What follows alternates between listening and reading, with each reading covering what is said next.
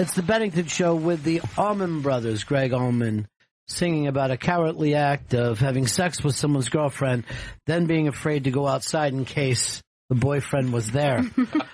Beautiful. We are the Bennington Show. I'm Ron Bennington. There's Gail Bennington. Yo. And I am Ron Bennington. The lot going on the show today, but as they say on television these days, breaking news. And we're going to Chris Stanley with that breaking news. Chris, what's happening out there?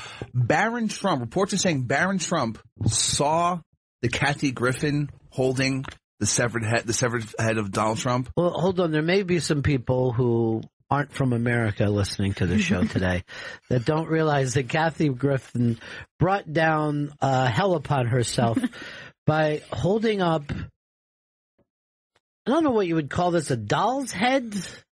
What would that be? Where do you even get a head like that? I'm not sure. I mean, I would think maybe it's a mask, but it looks like a mannequin's head that looks like Trump. Maybe a Trump mask over a mannequin head wearing a wig. She has some blood on it. And then I guess it's supposed to represent the severed head of Donald Trump. Now, this is the kind of stuff that the internet will explode over. And all of it rained shit down on Kathy Griffin last night, down to the fact where the gutsy comic had to apologize to everybody. But that's not the breaking news story. Chris tells us Baron Trump saw this. The first time he saw it, he was watching television. The image comes up, and he thought that his father was his actual severed head. He thought that Kathy Griffin, well-known comedian, poor woman's Joan Rivers, had severed the head of his father and was taking that bloody head, walking it around town like some kind of an African warlord to show everybody. Well, it makes sense because he doesn't live in the same house as his dad. So Right. it's not like you could run in the other room and be like, oh, there's my dad. Right. Yeah, good point. He's like, wait, is that him? I haven't seen him in a while. Who's breaking this story, though? TMZ. Okay. Now, who told TMZ, though? They're not. So they're saying our sources let us know that they heard, and that he screamed "mommy, mommy." That someone had to. Baron screamed "mommy, mommy." Mommy, Daddy's head's cut off. All right, that's a terrible story. No. Now, but let me just say this first. It's a terrible story if you take it at face value, okay? Yes. Because what show was he watching that they broke in with Kathy Griffin and a doll's head? TMZ? I mean, you would have had to be watching one of the news channels, right? So if you're 11 and you're spending your time watching a CNN, a Fox News, an MSNBC, forget it, even an HLN, that you know that they're not going to say, we've got some confusing reports. The head of Donald Trump. Now, this broke just this morning, right? Yeah. Now, I'm just going to throw this out there. This morning, Donald Trump had tweeted, Kathy Griffin should be ashamed of herself. My children, which most of them are adults, my children, especially my 11-year-old Baron, are having a hard time with this. Sick. So it's like, I'm not sure, did he read the news and that's how he found out? He's like, did he check TMZ this morning? Like, this is terrible. My son's upset. First of all, I mean, the other thing is everybody wants the Secret Service to go after her. Right? Which I get, you don't like Kathy Griffin, but the Secret Service are busy people. And I'm going to be able to assure everyone Kathy Griffin is not out to cut the head off the President of the United States. I mean, I get it. She has it in her. I think no, she doesn't. She doesn't. She is a person who at best will stand on stage and say some cutting remarks. Now, I know everyone thinks this is bad for Kathy Griffin, but suddenly it makes her seem edgy again. And they're saying, well, she could lose that CNN fucking New Year's Eve gig. Okay, that's one day out of the year. God. It's not like she works for CNN. Two, it would be the best thing that ever happened to that little fucking masochist, Anderson Cooper, who she humiliates every year and keeps from looking like a real newsman. She cucks him once a year. But America. And then you'll see, though, he loves it. Yeah, he giggles and that is the world. That's the world of a cuck. A cuck wants to be fucked with. But this is a ridiculous thing on either side to act like out of everything that's happening in the world, this one matters. And unfortunately for him, every time he fights with a female comic, they have no real power anyway. You're not taking down the other side by taking down Kathy Griffin. The TMZ also said, as their Trump family source said, Barron's 11. He doesn't know who Kathy Griffin is, and the head she was holding resembled his dad. Very matter of fact. So he doesn't know. She could be ISIS. He doesn't know. She could be the ginger ISIS. That sounds delicious. The only ISIS member without a mask. Now, I was going to do a mean Kathy Griffin joke, but why? There's no reason for it. The point is this. It's a stupid thing that she did. From fucking Jump Street. Oh yeah, I mean, like, it's definitely not funny. It's just it's like weird. It's like, okay. It's like somebody might show up at your Halloween party like that, and you're like, "What are you doing, man? That's stupid." Bit much. But there's no way that young Barron at age 11 was watching any show that he would be confused and think that was his dad's actual head. And 11? Get out of here. You know what a fucking fake head is. Of course you do. At 11, like, you're already so cynical. You're like, yeah right. Everything sucks. And he screamed out, "Mommy, mommy." You think Melania was anywhere around to actually explain? Well, he had to call down 3 fucking floors. They're always bragging about how he has that Richie Rich penthouse. I mean, I don't doubt that it's disturbing. Like, the internet is a disturbing place if your dad is the president. I'm sure the Obama girls, if Googled, Obama effigy, there was so many of those. I'm sure it would be disturbing to a young person, but there's something about this that just doesn't make sense. He's 11. What are you going to be watching in the afternoon if you're 11? I don't even know what the shows are. I'm going to just say the Cats and Jammers kids. He probably is watching that. There's no way that show broke in. The only place this showed was cable news. Well, I do know that he is a bit of a computer genius. So perhaps that's how we No, I would get that too. And again, they were going to have to say to him, there's plenty of places you can't go because you don't want to fucking... Right. I mean, there's porn with your dad in it, and some of it is real. There's a TV show that a guy's pretending he's your dad every night. That's not him. Anthony Atamanuik is not your dad. My dad's going crazy every Thursday night on Comedy Central. Because there's a man down there, might be your man, I don't know. Hey, we're doing GPS Boston this Saturday, 3 o'clock. Really good one. Yes, that's on Deep Tracks, Channel 27, GPS Boston. Pick your favorite Boston band. Oh my God. Cars. Pixies. That leaves me to choose between Aerosmith and the J. Giles band.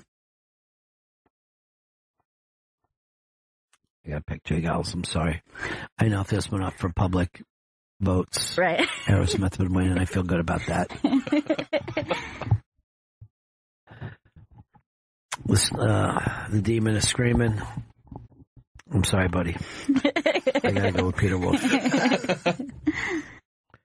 When Aerosmith broke, they were kind of hated by Rolling Stone and stuff like that because they were the Led Zeppelin Rolling Stones.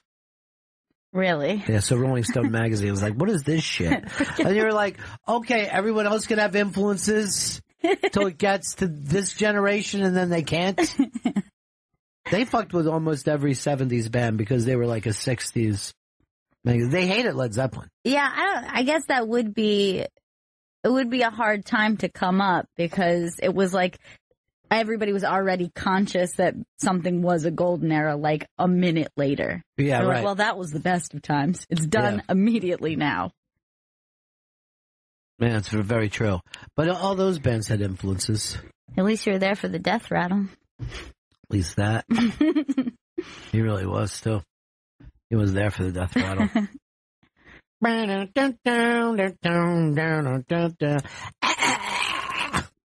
As rock dice. I know, I gotta send Baron Hilton something just to, maybe one of those little spinner games. I think he would love that. He seems like that could calm his nerves. You idiots brought your spinners in? Yeah. I already left it at home. Oh, no. Why? Want to bum a spin? Yours stinks. I actually think you have the best one. No, come on! I just throw it in the trash can. You know what? You'll get that at the end of the semester with all the other things I put in here. I was upset as Baron was this morning. Last night or whatever. Oh, sweet Baron. Let's honestly believe, did Baron have that experience? I feel like it's very possible that he didn't, considering the tweet and then the TMZ leak. Like, who is this family friend who's leaking personal... Spicer. Or that English fucking guy, their old school guy down in Mar-a-Lago, the old butler. I mean, that's not very comforting to think that the presidential family has a leak. I mean, shouldn't that be... The leak is done on purpose. Right. All the leaks are done on purpose. That's what I'm saying. Like, it's either done on purpose or that would be a problem. That you had somebody on the inside being like, I'll report all of Baron's private business. Well, I mean, every celebrity has somebody that's willing to sell. You know what I mean? Sometimes it's family members. Sometimes it's just... How often do you think those stories sold to TMZ are done on purpose? They're like, okay, we need to get this information out. Well, every dating that you see is done on purpose. Yeah, that's usually like a PR person going, you know what's 100% great? of the time. Let's leak this, but in a way that it doesn't look like we're flaunting your big score. Well, your big score is done, so other people will say you've made a big score. Right. Like John Mayer has kept himself in the news by dating famous people. Right. There's never a leak of John Mayer's dating a waitress from fucking Cheesecake Factory. And I'm sure he has. You know what I mean? I'm sure there's been plenty of fucking cocktail waitresses over the years. But that's not a leak. So they're like, John, you need to get out there. Your new album doesn't have a single on it. Why don't you date somebody famous? Yeah. And then he'll go, who? Like who? And they go, we'll set it up. A lot of those things, they're just, like, I don't think Katy Perry was really dating Orlando Bloom. That thing was a fucking, Yeah. It was just set up. It was a setup just to get that dick out. It's like, yes, the dick is the last thing that Orlando Bloom had to go fucking viral with. Right. But there's no, I mean, he's not doing any movies to pay attention to. By the way, I watched a Netflix movie, Love, last night. Christine. Christine is the name of it. Don't read anything about it before you watch it. I'm definitely going to watch it, and I will not read a thing. Not a goddamn thing. Christine. Yeah. It's about a young woman who's dating Big J. Okerson. And it's the trials and tribulations of putting together Skankfest with Louis J. Gomez interrupting you every 5 minutes. What if we did that? Business Louis? Like when he's very serious? I'm producing right now. Hey, thank you so much for coming in and doing. Louis will turn into that guy. Dude, I can't tell you how much I appreciate you coming down here. And then he runs on stage. Ronnie B's a dick. Look out. You're like, what happened to the other guy? That was just so fucking nice a second ago. The human being? I missed that guy. They're both fake.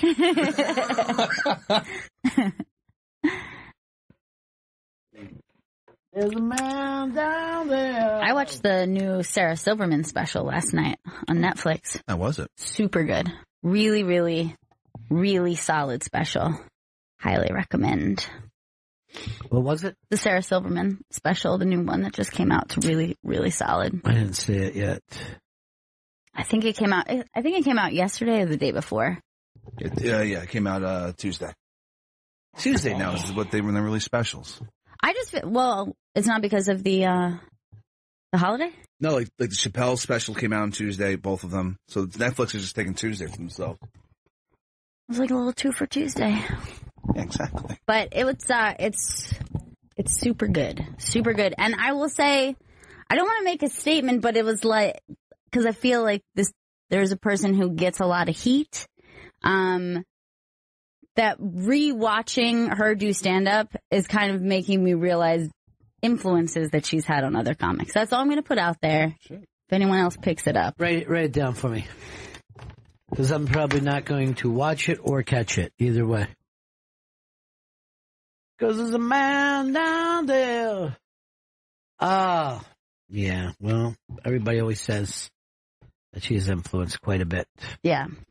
That's why I didn't want to jump on that. If I was her, I would I'd get a fucking Pence head, fucking cover it in paint and put it out front.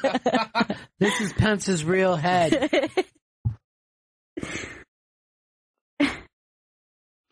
I can't believe a couple people are writing like we're defending Kathy Griffin. I don't give a shit whatever happens to Kathy Griffin. No. I just said, that she's not going to be arrested as a terrorist. Oh, I also made the statement, it's not funny. I mean, it's not like I saw that image and went, oh, Kathy. By the way, I also wouldn't even know it was Trump unless somebody pointed it out to me. The face does not look like Trump's face. It definitely doesn't look like his hair. I mean, it looks like a wig. No. I wish I was there for Barron. Barron, no. Look at this. Think, Barron. Think for a second. Look at the head, Barron. I like Melania and Barron a lot. Me too. They're my two favorites. I liked that the Pope was very, very warm to Melania. Like, there was, like, a lot of clips of him, like, smiling and laughing with her, and then, like, Trump would say something, and he would just be like, ugh. She was the only Catholic they let into the room. Yeah. They didn't let poor Shawnee Spicer in there, who I think had been an altar boy when he was younger. I feel bad. Poor Spicy. I can see it coming, though. Why? Because he just treats everyone like shit. So if they really want something, I feel like he won't give it to them. Trump, just to fuck with them. You're thinking of me with you. Do you kind of see yourself as Ron Spicer? I like to be Ron Spicer. There's no way that you work as hard or as passionate as Spicer. And I'm the Baron. It's terrible. My poor kid. Just trying to watch his fucking show. Id10t and Crazy Cat that comes on right after school every day. And then Melania called out Kathy and said, it makes you wonder about Kathy's mental health with what she's doing. Look, I'm all on your side with that. That's a fucking crazy thing she did. That's a fucking, seriously. I mean, it's not normal. The most embarrassing thing about this picture is she wasn't drunk when she did it. Like, when you do stupid shit and you're not drunk, that's when life is really bad. Right. She's in full hair and makeup on a photo shoot. Like, this is so very planned. Did Terry Richardson take this shot? Looks like a Terry Richardson shot. If Terry Richardson took it, her nipples would be out somehow. Well, it would definitely be improved with those, like, signature Terry glasses on her. Or on Trump's head, either way. And Terry has never worked with an adult. He's like, elderly, huh? I take children's pictures. You mean at the mall? Oh, no. No, they would never let me do that at the mall.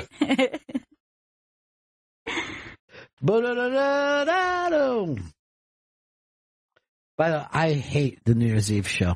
Just despise that New Year's Eve show. And like you said, if they take that show away from her, is there anyone who's like, I have a little tradition. I watch Kathy Griffin every year. Gays, like it's on. Gays, though. Gays love that show. But I guess the kind of housewives that hang out with gays. But there is no New Year's Eve show that you've got to watch. Right. I mean, there's no that shit that they did last year where the fucking tape went out on Mariah Carey. Oh, yeah. I mean, it's all a fucking train wreck. And then I think the year before that, the big thing was they premiered a Taylor Swift music video. Like it's every year. It's Dumber and Dumber. Yeah. I would say there was like a good 3 years that I thought it was going to be a tradition to watch MTV, watch the band do the cover at midnight because they did that for like a short time. And I was like, oh, that's kind of a fun tradition is like they do some themed cover. And then I can't remember what happened. They just kind of fucked it up and then that ended. I don't even think MTV does it anymore. I don't think they do. They used to do almost like they were stealing the show because they weren't even down on the street. They were just shooting out their window. Yeah. But You know, what band is going to go over there fucking New Year's Eve now? For the MTV Rockin' New Year's Eve or whatever they call it. And then one year they tried to do something from the Jersey Shore when they were just like, oh, Jesus. We'll be in New York and the Jersey Shore. And No. you're like, it's fucking December 31st. There is no Jersey Shore all winter. It doesn't make sense. I always think of that show when that night that it seemed like Carson Daly seemed really drunk. And then he was making out with that little... Who was that girl he was dating? She has like 3 names. It's one of those like... Love Hewitt? Yeah, Jennifer Love Hewitt. And he like grabbed her, was like kissing on her, and she was doing like Yes, get away from me face. Again, it was PR dating. They Yes. weren't dating. It worked for both of their careers Right. to pretend they were dating. So maybe Jen would dish about them. But it's not real. We gotta get on that dish segment. Good news, everybody. We made the dish segment. They're dishing about it. Well, we got dish. I told you we'd get it. Jeremy wrote, damn, Carrot Top looks bad. Hope he gets some help. The Carrot Top Kathy Griffin thing has even been done by them. Yes. Jersey Shore Ed writes about Boston. Don't forget the Del Fuegos. Oh, we won't, my friend. Oh, We shall not. Close, but we didn't. You don't have to tell them close.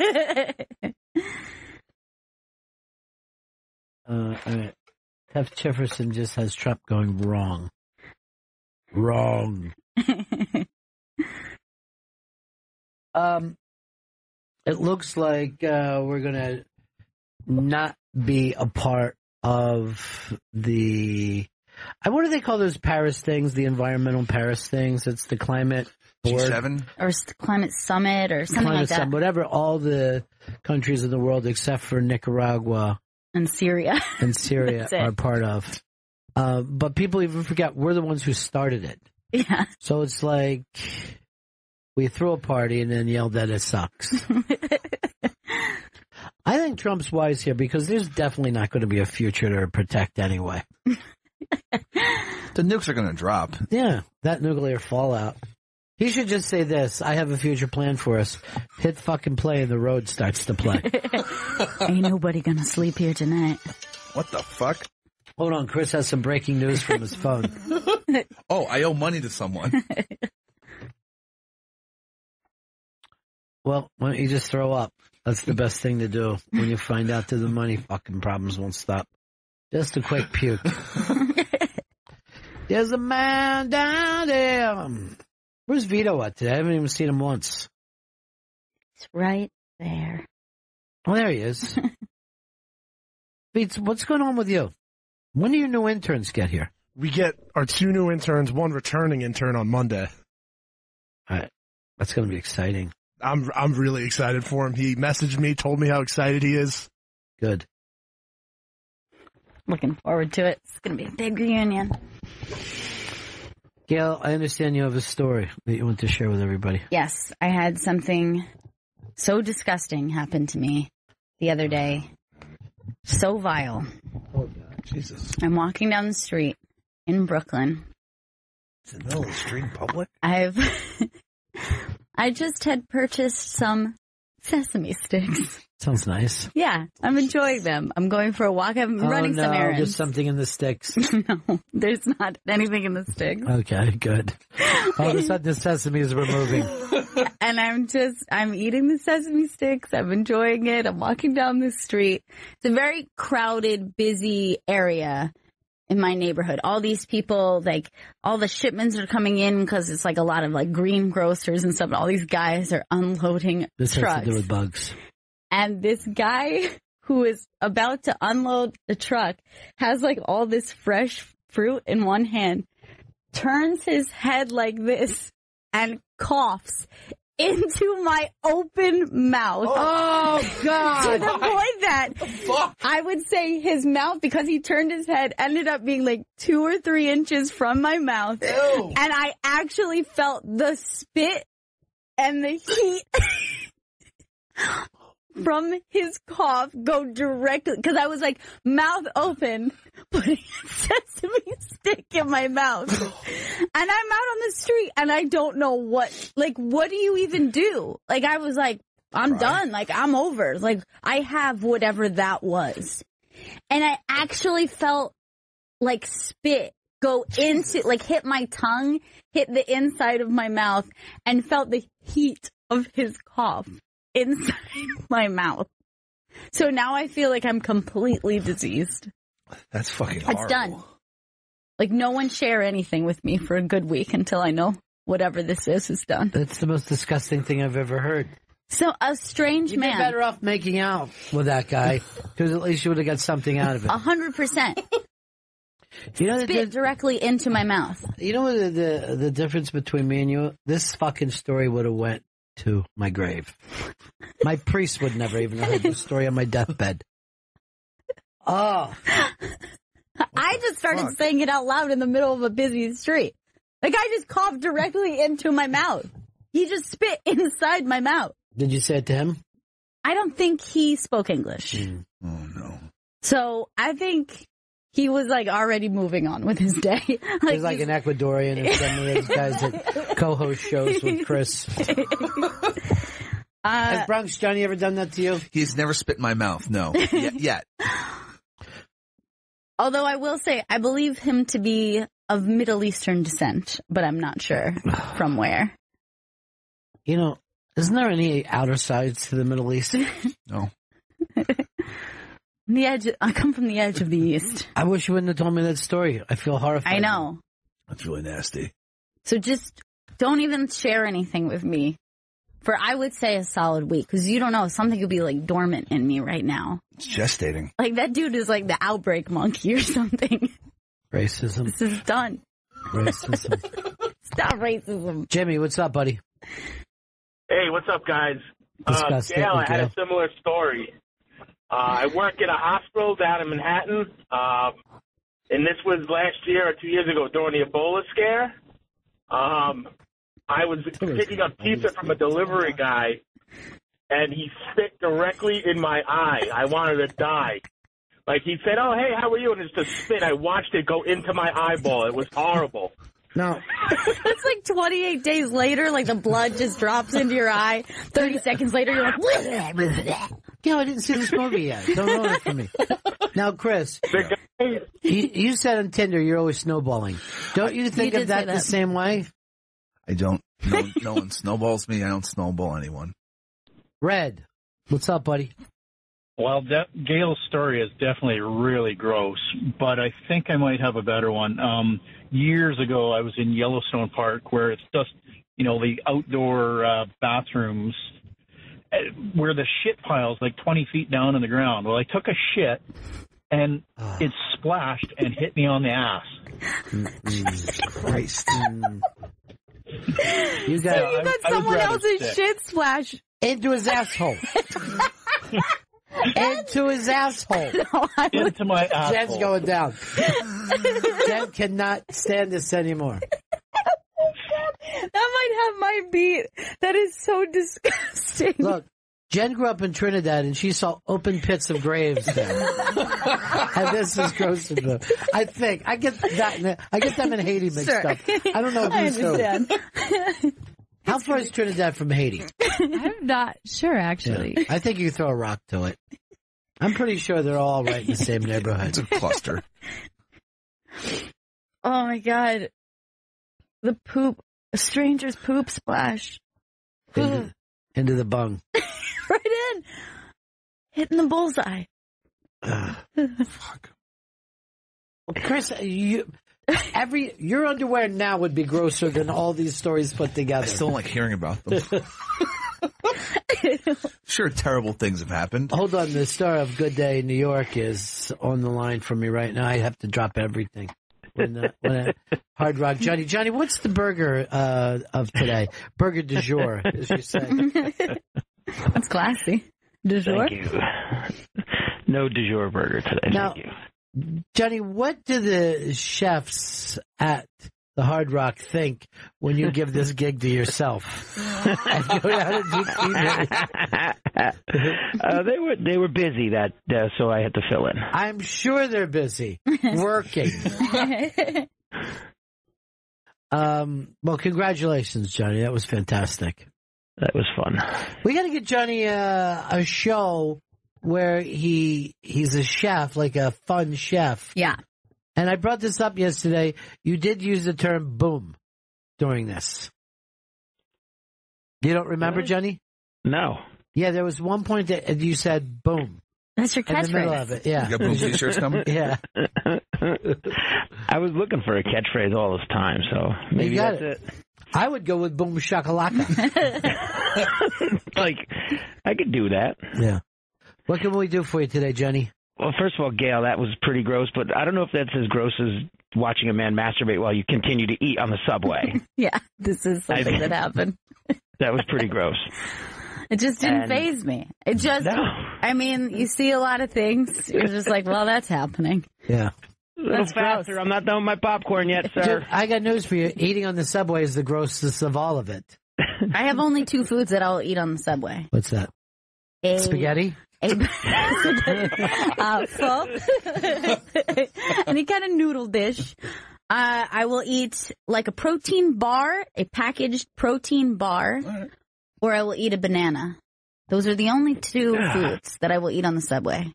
Why? Because I feel like they have a casing. I don't have to, like, I'm not holding the subway pole, then I, like, stick my hand in a bag of chips and then eat. These are already fully... Maybe. Yeah, I'm an adult, so it doesn't come up often that I'm just walking around eating a push pop. Still tasty. Why not? Nice, good for you. It's hot in the subway. I think it has a casing on it. All right, Johnny. Talk to you later, buddy. Later, Bennington. Peace.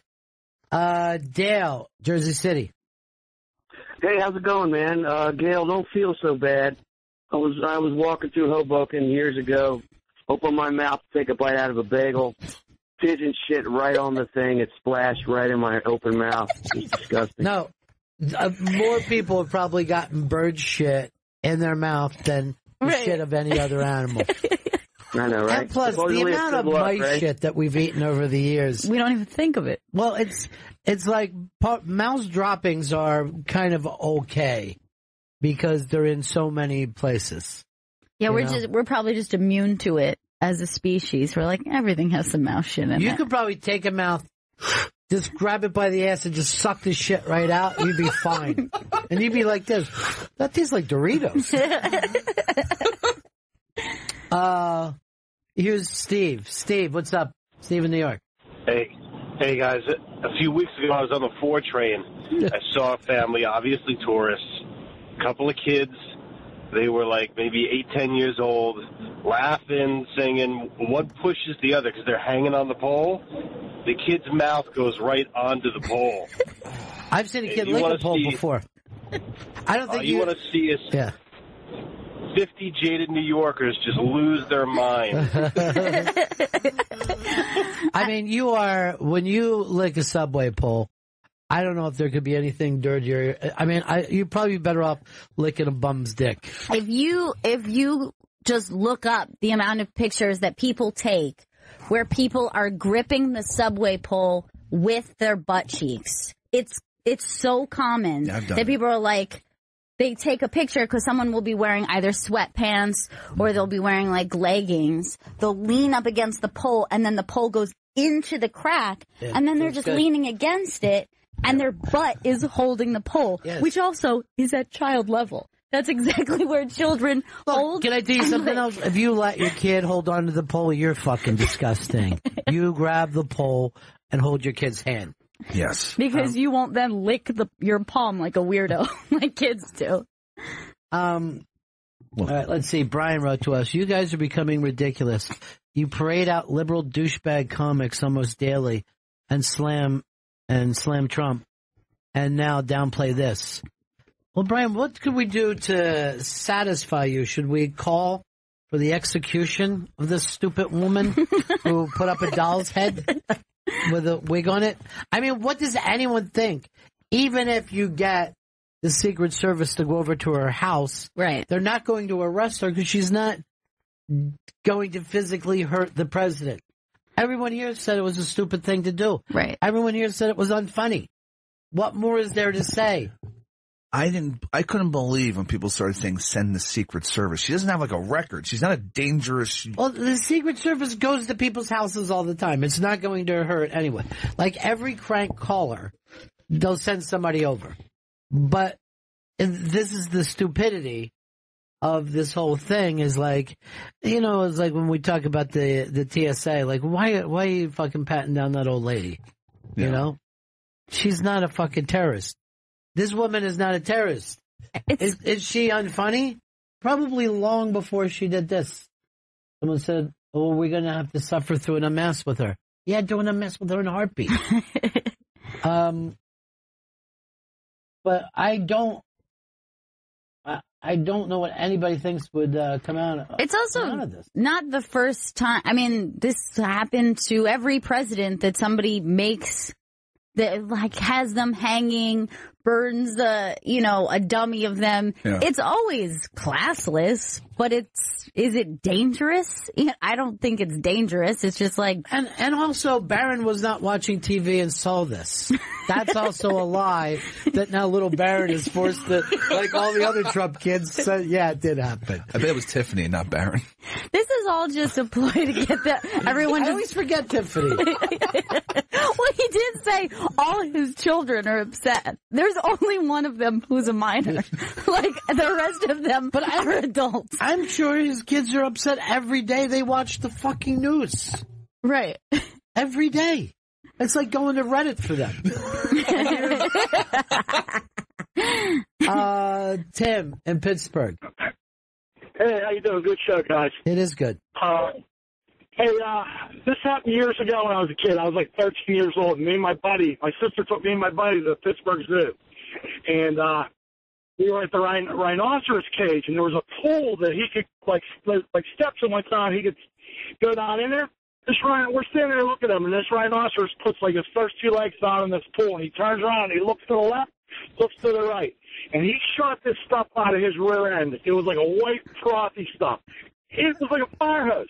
It goes flying across her, and this little boy in front of us with his mom and dad, he was probably about 7 years old. He hit him square in the face. Bam! It actually knocked him down. He got up, he's like, spit that stuff out of his mouth. And here's me and my buddy, 13 years old. We cracked up. Yeah. It's fucking hilarious, man. That's a great story. Sounds like that rhino's lactose. But just think of the fucking trip that rhinoceros had to take before it got the shit in the kid's face. I love that dude has the same delivery as the guy from Chasing Amy. He's like, he looked like a pair of Chinese finger cuffs. That guy was great. That's awesome. That was a great story. Bill in Denver. Hey, Ron, I've been singing since Tampa high school days in the 80s. How you doing? Cool, man. Hey, I just want to point out all the phony outrage the conservators have about this Kathy Griffin crap. How much footage have you seen of Ted Nugent holding out guns, calling all the gun nuts to take up arms to kill Obama and kill Hillary and everything? I mean, they will tolerate everything violent from their side, but if somebody does something funny, they're all up in arms. Yeah, first of all, I don't know how funny it is. And second of all, also, I never thought Ted Nugent was going to shoot the president either. And I feel for the conservatives now because now they have to defend all the stupid things rather than attack the stupid things. Yes. It's a shitty position to be in. The worst thing when your guy wins. Look at Fox News. They're in third fucking place now. Go over and look at the pictures that they put up of the Fox News guys. These used to be these colorful pictures were number one and everything. It's sucked out like a new DC movie. You know what I mean? Sepia. Yeah, it just looks so fucking sad. And there's just pictures of people with no color to their face at all. They just use, like, from Instagram, just, like, the most, like, emo-looking filter. Like, it looks like it should, pictures from Roger Ailes' funeral, you know? And Ailes had to be a genius because the second he's out, they fall into shit down there. Immediately, They fall into shit. But yeah, it's terrible when your guy wins. and you have to say stuff like, "This is outrageous," what Kathy Griffin has done. It doesn't feel good to be the snowflake, does it? Let's go to JR in Cleveland. Hey. Hey, buddy. What's up? First time caller. Well, we've been waiting for you, pal. I'm nervous. I'm going to shit my pants right now. You take your time. We're all in this together. All right, so there's a YouTube Let's go, video JR. Come on, speed it up. Let's go. Be funnier. Be funnier and louder. There's a YouTube video of Cyndi Lauper getting a load in her mouth from a bird up in the rafters. Wait, a bird jizzed in her mouth? Yeah, you know, number 2 load. Okay. Don't call that one. It's a shitload. Now shitload. The Italians right believe in her mouth. It's on video. Yeah, it's classic. Classic piece. The Italians believe this to be good luck. Yes. When a bird shits on you, mainly because they're dookie people. They love it. They're brown boys. Vito, why do you have such a bedhead today? What did you do? Did you sleep in that fucking Your hair room? looks terrible. I have no idea. All day I've just seen my hair in reflections, and it's been in like completely different angles. You didn't shower this morning. No, I did shower, but I stopped shampooing like a few weeks ago. Maybe that has to do with it. How often are you going to shampoo now? Once every month, maybe. Interesting. Maybe less. Now, the reason is why? I was just told it's bad for your hair to shampoo every day for men, so. For men? For everyone. Oh, for everyone, okay. Yeah. Do you think men have different hair than women? I really did for a second there. That we have testicles in our hair. How about you, Chris? Oh, I ran out of shampoo like a couple weeks ago. You condition? No conditioning. I used to condition when I had long hair. You don't shower. No, he doesn't do any of those things. He doesn't even shower. Very greasy. I'm very greasy. Man. So you don't shower? You don't shower at all? I mean, like twice a week. Again, but no shampooing. And the rest of it, you do a bum bath where you just put it in your little horse bath? Yeah. Well, I do. I say a bum bath now to not offend the Puerto Ricans. Yeah. So, but if Louis J. Gomez here, I would give it the actual name. Got my bar soap. That's all I really need. You just use some bar soap? Yeah. In your pits? Yeah. Crotch. Underneath the ball sack. Gotta hit that crotch, Ron, you know? Lift and scrub. That's right. That's what he calls it. That's right. LNS. Who is that guy? That's right, Ron. That's what I do. You got it, buddy. Don't want the crotch sting. Hey, what is that show that you said we had tickets to give out? That is June 24th and 25th. Or 25th, yes. What is the show? It is the Idiot Festival. It's Chris Hardwick's festival. That's happening. Why is it called the Idiot Festival? It's spelled Id10t, so it's like there's like a 10 in there. I'm not sure why. Because he's a nerd, man. Yeah. He's a nerd. Ones and zeros, bruh. Yeah. And it's happening the 24th and 25th. It's happening at the Shoreline Amphitheater. Stop saying happening.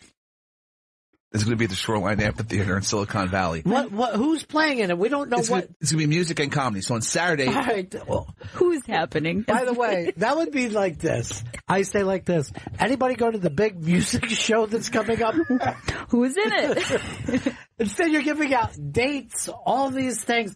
Tell us who's there, first of all. On Saturday, it's going to be Weezer, OK Go, Dimitri Martin, Nikki Glaser, Michael Ian Black. Fun. That's a great show. That's a crazy show. And on Sunday, it's going to be Girl Talk, TV on the Radio, Michael Che, Garfunkel and Oates, and Brian Posehn. Holy shit. And we have tickets? We have pairs of tickets, yes. All right, 844-ROCK-GOD, 844-ROCK-GOD. We'll be giving some of these out. Plug it again. Now, start from the top. Okay. Instead of the dates and stuff like that, just let people know what they're winning tickets to. Now, there's no travel involved in this, so you got to be in the area. You have to be in the area. You have to be in California. It's happening in Silicon Valley. It's happening. It's happening, man. God damn it. It's happening. It's Chris Hardwick's Idiot Festival. It's happening June 24th and 25th. Happening. On Saturday, Weezer will be playing OK Go, Dimitri Martin, Nikki Glaser, Michael Ian Black will be performing. On Sunday, it's Girl Talk, TV on the Radio, Michael Che, Garfunkel and Oates, Brian Posehn. All right, so we got a pair of tickets to that right now. Give us a call at 844-ROCK-GOD. 844-ROCK-GOD. Hey, John. John, what's up? Good afternoon, Benningtons. Hey. How are you today? Good. My problem with Kathy Griffin and Madonna and, these people who are high-profile celebrities going out there, they actually hurt their brand. If they're liberals or Democrats, they hurt their brand. I envision during the midterms that picture of Kathy Griffin will be next to every Democrat and every liberal who are running on the Internet somewhere saying, these are the people that they represent. And I just don't, for the life of me, why people don't sit some of these people down and say, you know what you're doing, you're hurting our brand. Well, first of all, because most of us don't live by the brand of being a Democrat or Republican. So Ted Nugent doesn't sit around and think about how can I view my beliefs as a corporation. Neither does Kathy Griffin. Most of the time, Kathy Griffin is in the Kathy Griffin business.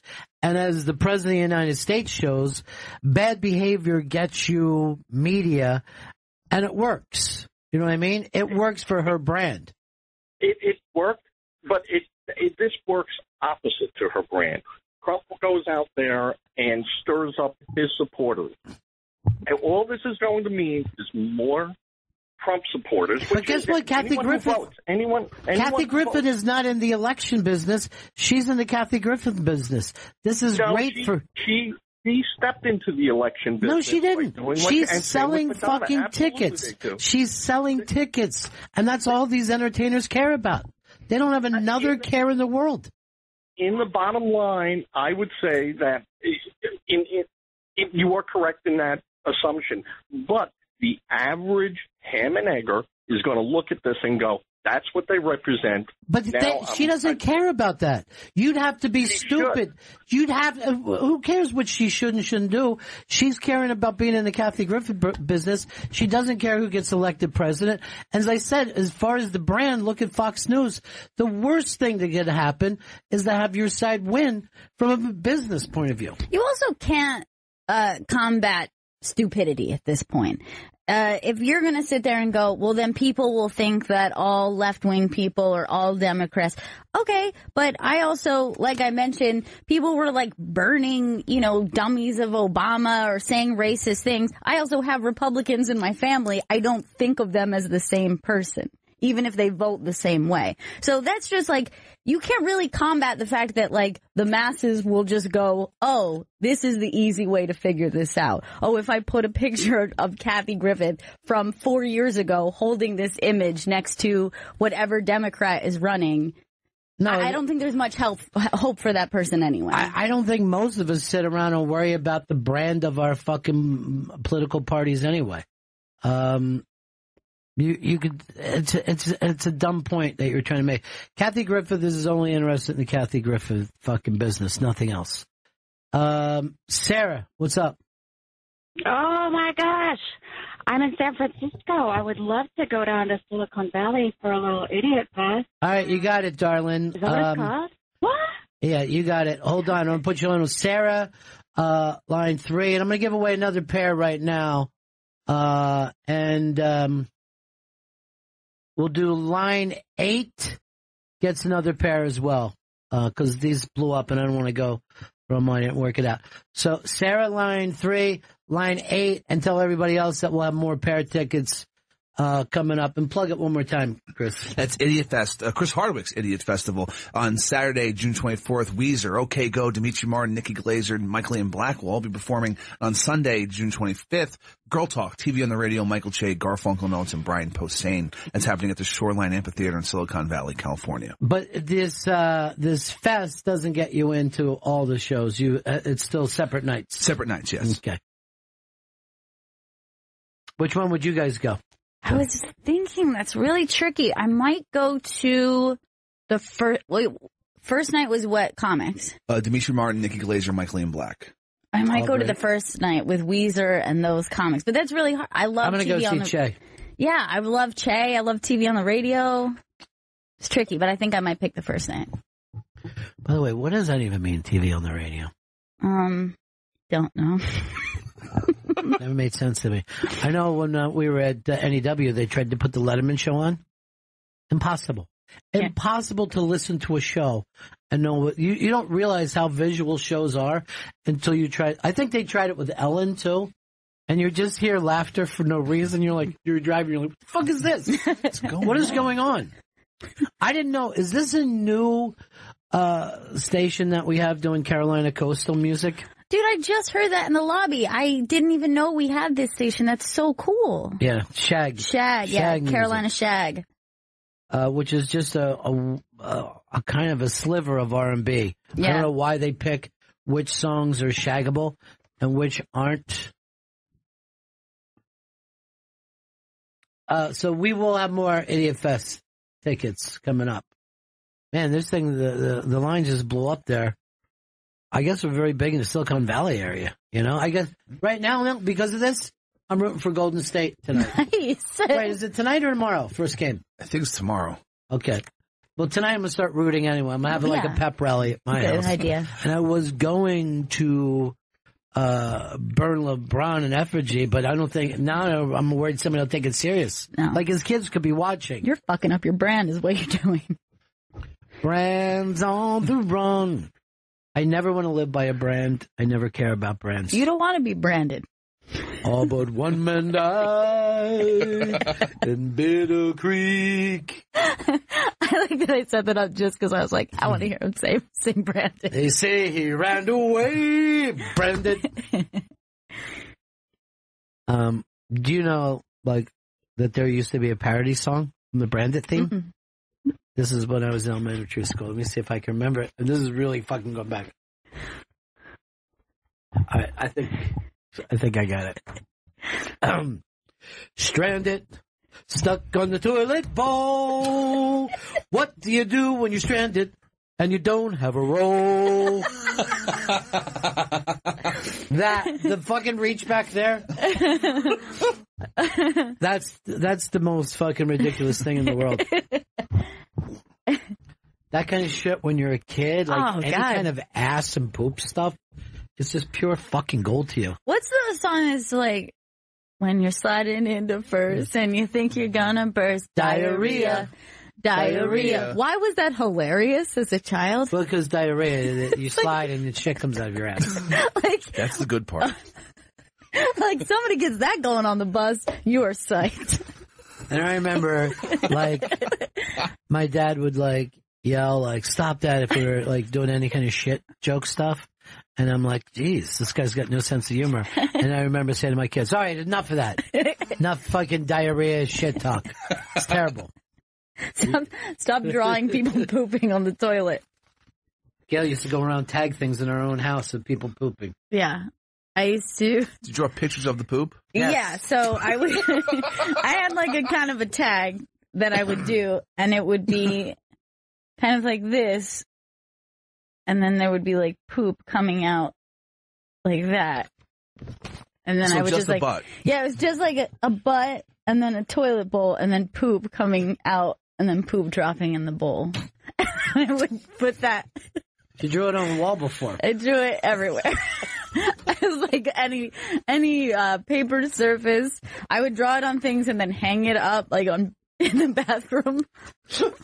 You know, here's the thing. We actually talked about taking her to a psychiatrist, and then I'll be like, then I'll have to drive back and forth. I don't want to do that. She'll be fine. Just let her draw things. I mean, I really would have liked that poop splashing on the butt story. Yeah. That would have been the best. That's hilarious. I mean, it still made me laugh. So you guys never watched the Leah Remedy Scientology show, do you? No, I didn't watch it.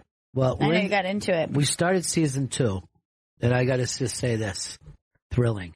Because of all the great work that she did in season 1, a whole new wave of people who were afraid to talk have come out.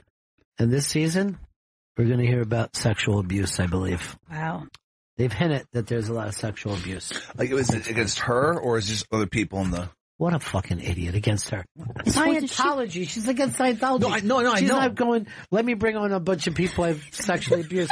You know what? Since she brought up, your hair is just flat to the side right now. The two of you together. Vito and Chris. It's like kid and play over here. Unfortunately for you, you're playing. Who really, I mean, because Kid was so dynamic. Oh, yeah. Fucking Play looked like he had nothing to it. It's like, Play? Who cares about Play? It's fucking Kid's world. I wanted it to be Kid and Robin, the guy who played his dad in that movie. Because I thought he was the funniest fucking human being that ever lived. Damn Kid. Head looked like a whisk broom. I paid $19,000 for this house. Good deal. Well, he didn't mean it that way. All but one man died. Did we dish today? We have not dished. Let's dish. Let's dish.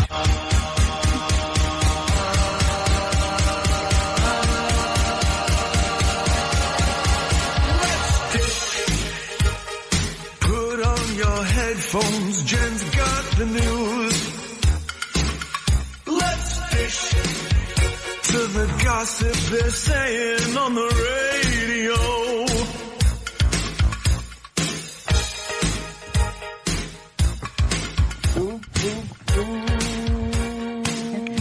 Okay, so I have a little dish today about someone in this building. Whoa!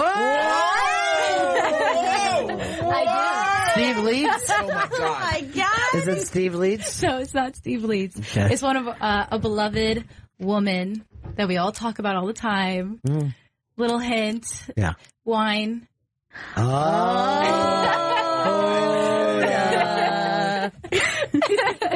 So Wednesday. So Kathy Lee and Hoda are splitting.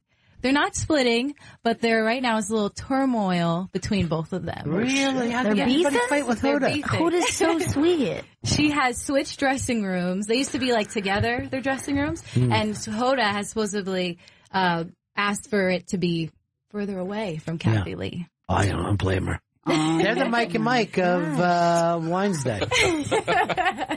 This is like a new season of Feud coming. Yeah. By the way, I was reading the Mike and Mike stuff. They're the ESPN morning show, and they're breaking up. And they're saying during the commercials, they just sit and don't even talk to each other. And I'm reading it going like this. Is there another way to be in radio? Don't you just sit depressively? Stare. What happened in my life? All right, so, you know, here's the thing. Hoda could have gotten the morning show. She could have gotten the Today Show, but she was staying with Kathy Lee. They say like also Hoda has been real chummy with Megyn Kelly since she's gone over there. Who wouldn't be? Interesting. So, yeah, Kathy Lee thinks that, you know, Hoda's kind of found a new friend. She's leaving her. You can have more than one friend, right? You never see me fucking jealous of Bronx Johnny. Sometimes it hurts. You know? When I saw you guys on a fucking bicycle built for two riding around New York. Yeah, it hurt a little bit. Nice day out. Yeah. So, yeah, we'll see what happens with this situation. But I agree. I don't know how anyone could beef with Hoda. She's so She's the nice. best. She's so nice. It's almost too nice where you want her to be like that best friend and you don't want anyone else to be with them. No, I don't. I'm never that way. I need more people in my life to be friends with somebody, so that I don't have to do all the You heavy can't. lifting. Yeah, you don't want it all. Because I'm on never you. going to help and do the stuff that friends do. Right. The other day I had to load a bureau in a car for Gail, and I was mad at her for 2 days. It's fucking bullshit. 5 minutes. I know. 5 minutes out of my life. I could have been playing FIFA. Yeah, I never want to be best friends. That's too much. Yeah. I've had this issue before in my past where people are like, I get to know someone, we get really close, and then they're like, I feel like you're not putting enough into this. Like, I need someone I can call. I need to be able to see you like multiple times a week. I've never been that kind of friend. Even if somebody is like, if I go, hey, you want to go out to dinner this weekend? They're going, no, I'm going to the Jersey Shore. There's 3 of us couples. I'm like, all right, see ya. You know what I mean? Like, I would never go, how come you didn't call me? I'll get, like, you know, everybody's doing something different all the time. Yeah, even the people I want to see and hang out, like even somebody I'm like, oh man, I really miss that person. If I make plans with them and then that person's like, something came up. I'm like, oh, thank God. Thank God. But it's not that I don't want to see them. It's just like I'm psyched when somebody cancels plans with me. I'm just Things I like. oh, I'm like, I like when someone cancels plans. Hate when I have to load a bureau. It was 5 minutes. It was so fast. 5 minutes out of my life. You forget. That was out of my life. All right. So we're on Team Hoda there. Yeah. And Team, what's the new girl's name? Kathy Lee? No, the girl. Megyn Kelly. Megyn Kelly. I really like Megyn Kelly. Guess what? Megyn Kelly's not going to fit anywhere. She's not warm enough to do like a nice show. They already got the Brian Williamses of the world to do the mean stuff. Right. No. But here's what I believe. Because the other day, what's the MSNBC #1 girl that everybody talks about? Rachel Maddow. Rachel Maddow. She said Roger Ailes once offered her a contract just to get off the air. He would not put her on Fox. He just said, I will pay you. And you'll be part of the Fox payroll, but you'll just go upstate and be there because I don't want, to be against you. It's basically what NBC has done with Megan Fox. They paid her. Yeah. Paid her big money. Megyn Kelly, yeah. Megyn Kelly. Who's Megan Fox? She's like Big the hot thumbs? girl. Yeah. They paid Megan Fox to be in Transformers. No, they paid Megyn Kelly. They haven't put her anywhere. There's no plans for her to go anywhere. Right. Yeah, we'll see how that story turns out. But another little drama with Tobey Maguire. Who? Tobey Maguire. Was that a blast from the past? Spider-Man? No, he got a recent divorce from his wife. Yeah. And now he's been seen partying like they say, like it's 1999. Okay. Wow. Like hardcore. Wasn't Toby in the posse in the... Yeah, him and Leo were besties. Yeah. He's been partying with Leo. That's what they call themselves. Why did they just call themselves Pussy? That hurts because I was so in love with Leo when I was a kid. I didn't want him in the Pussy Posse. Leo's single now too, so he's like ready to get back out there and get He's partying. always single. Yeah, what do you mean? Well, he just broke up with his newest girlfriend, and his reasoning was, I just like the attention I get from all these women too much. Yeah. Of course he does. He exploited a child's heart. Isn't it funny that there's some things that you can't tire of or be bored by? And the attention of beautiful women? Fucking models. He's got to be the guy of his generation, right? He's the coxman? Yeah, he's the coxman of his generation. No one else comes close. Yeah. There's never even been a hint of him like settling down with someone. It's always like a model for like 6 months. Yes, I'm with the hot Israeli model. Yeah, he was with like Bar for like the longest, and even then, And Giselle too. Yeah. Oh yeah, that's right. Yeah. Shit. Yeah.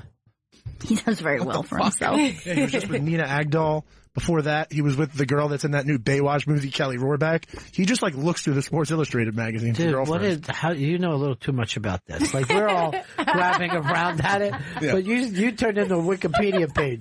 I went nuts on reading Leo DiCaprio's dating history. Like who's dating who? And like for some reason, I just was wondering who he dated. Yes, that's why I said who dated who. It's a fucking site. Oh yeah. Instead, you're correcting me. No, it's who he dated. That's what I looked into. Get it?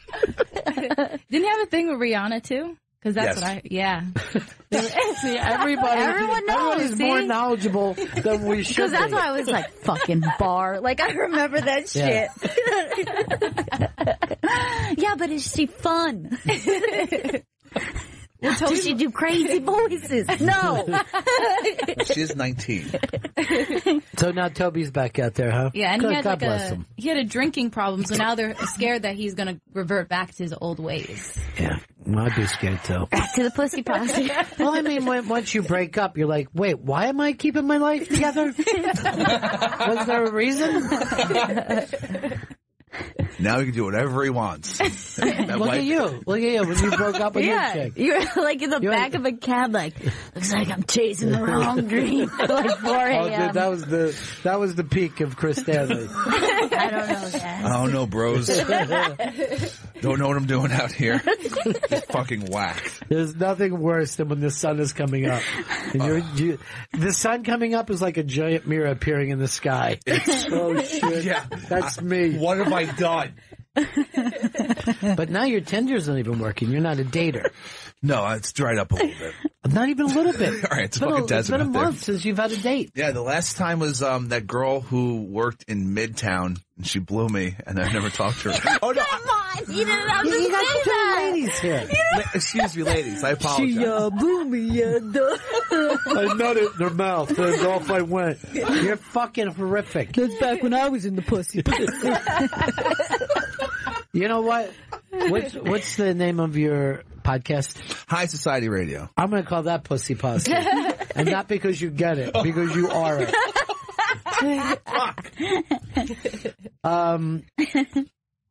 Actually, somebody told me, like a little dish, tomorrow will be the official divorce of a pal of yours and mine. Really? 100% over with. That's the way I was told by somebody, friend of his. Wow. Yeah. And I'm like, well, why not do this at the Hard Rock and fucking bookend this shit? Bookend. What is bookend? All right, let's dish. So Mary Kay Letourneau. I don't know who that is. She was the teacher that had sex with her student, and she went to jail. Interesting. Go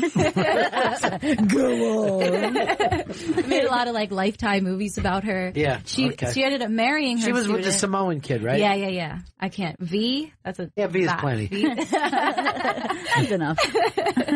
She was 34 at the time, and he was her 13-year-old student. And now they're getting a divorce. No. He's trying to separate from her, and now Is that she's their petitioning. Yeah, those Yes, are their those children. are her children. Wow, They've stuck they're it the same out. age as him. This happened Yeah. 20 years ago. It's kind of gross. Get the fuck out of here. The story went down 20 years ago. Let me see the picture of her when she was young, like what they looked like back then. It's like, feels like, oh yeah. He hasn't changed much. She really adores him in that Yeah. picture. She's like, oh, V. That hair, though. Yeah. That does not 50s hair. exist anymore. That's 50s hair. I like it. But you know, like, it's not even appropriate for 20 years ago. No, Like, no. that makes it look like it happened in like 1953. 20 years ago, Kurt Cobain was already dead. Tupac was dead. He didn't have hair like that. So, what are they? They're living happily ever after? They're not. They were Yeah. married for, I believe, 12 years, and then now he's trying to separate from her, and she's petitioning for them not to be separated. A petition? Yeah, I didn't even know that was a thing.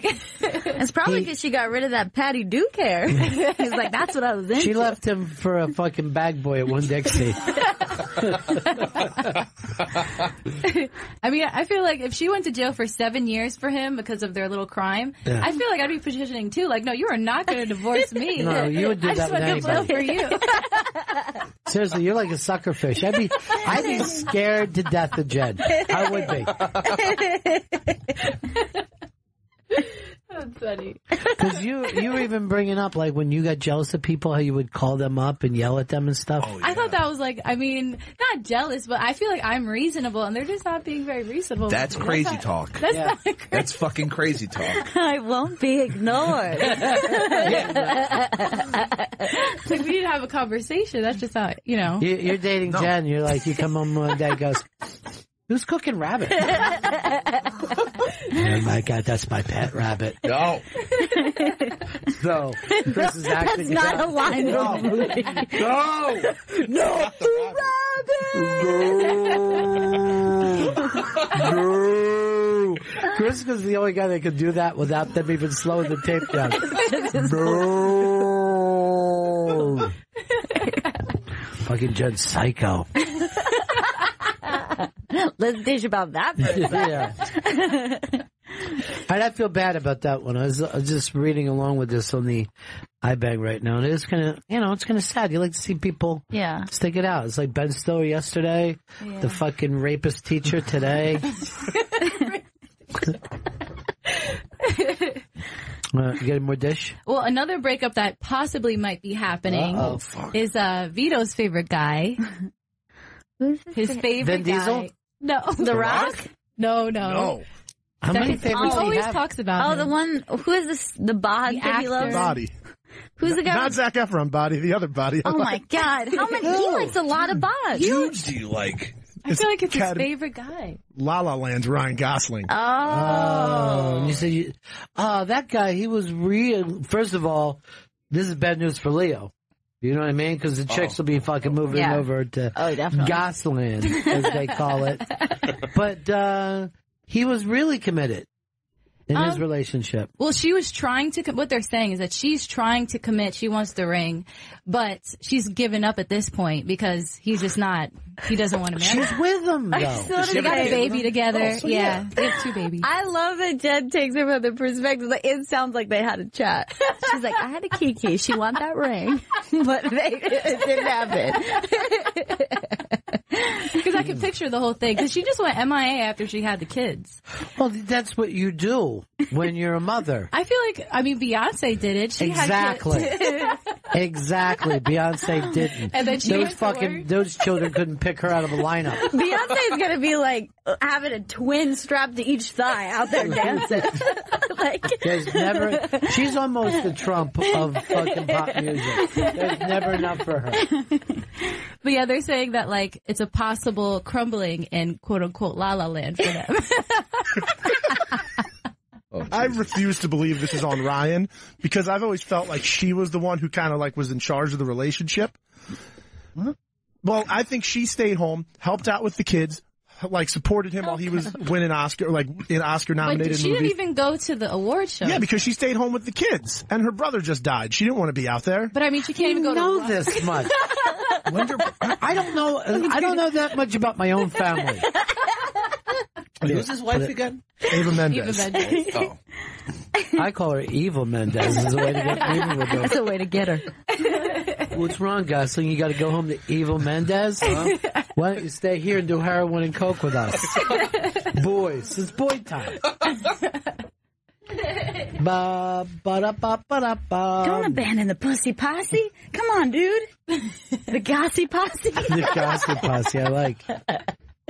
So you're on Eva Mendes' side. I'm definitely on her side. I'm going to say this. Nobody breaks up anywhere. It's not going to happen. Gosling is that kind of guy. I think they will. I feel like he has side chicks right now. Well, then what's wrong with that? Everything's wrong with that. He has 2 kids. He should be focused on getting married to Eva. Why would he get But then he needs a little fucking Gosling time. So, yeah, like, you could go golfing or something. Yeah, same amount of time. He's going to have a little fucking sexual fun. That's between them two. Let's not get involved in their business. Why do you want people to live a certain way? Why does it matter to you? Not a certain way. If they're not happy, then they should break up. That's just. I like Gosling's movies, but I wouldn't care if she ran him over with a car. That'd be great if that happened. If that's their thing, go ahead, run him over. That'd be an awesome story. That's their fetish. Like, ideally, I would like to see them break up, and then she finds a new great guy. Why? She ain't gonna find out anybody on the Gosling level. Yeah. She's seen the memes. She's ruined for life. She's ruined for life. And so's the next guy who comes in. He'd be like, yeah, I know, honey, I'm sorry.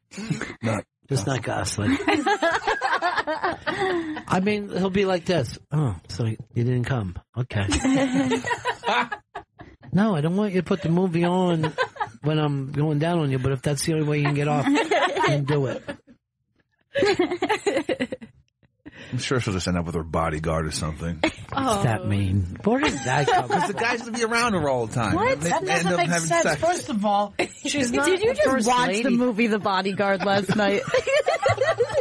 And then she'll be all like, She doesn't have bodyguards. She's not the first lady. Sometimes you have a bodyguard to go to the fucking red carpet, like you do here, but you don't fall in love with any of them.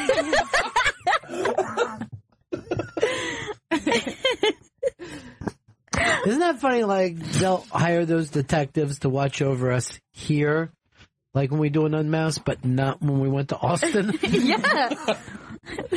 You like, we need protection there too. We're out of our element there, man.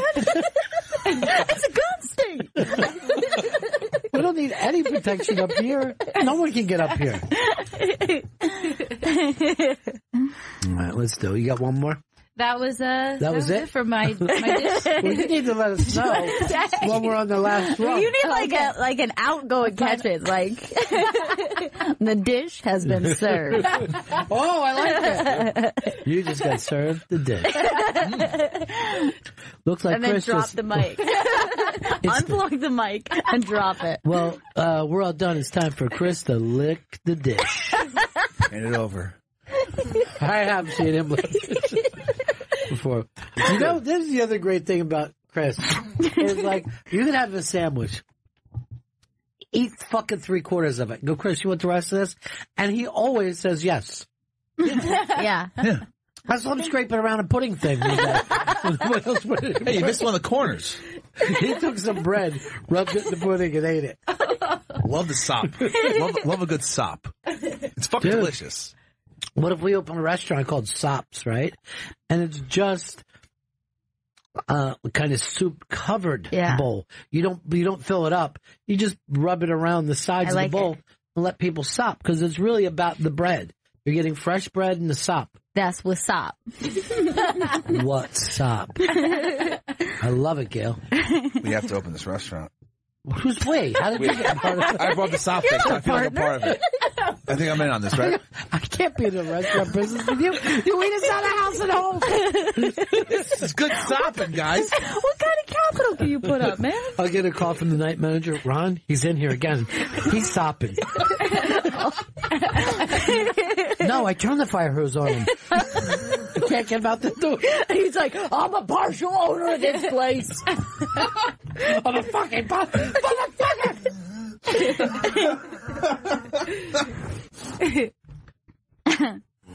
Vito, what's your favorite sop? You have to sop anything. Maybe a chowder. A chowder? Who sops chowder? Well, it's like nice and creamy. I like to scoop up like a chowder. With what though?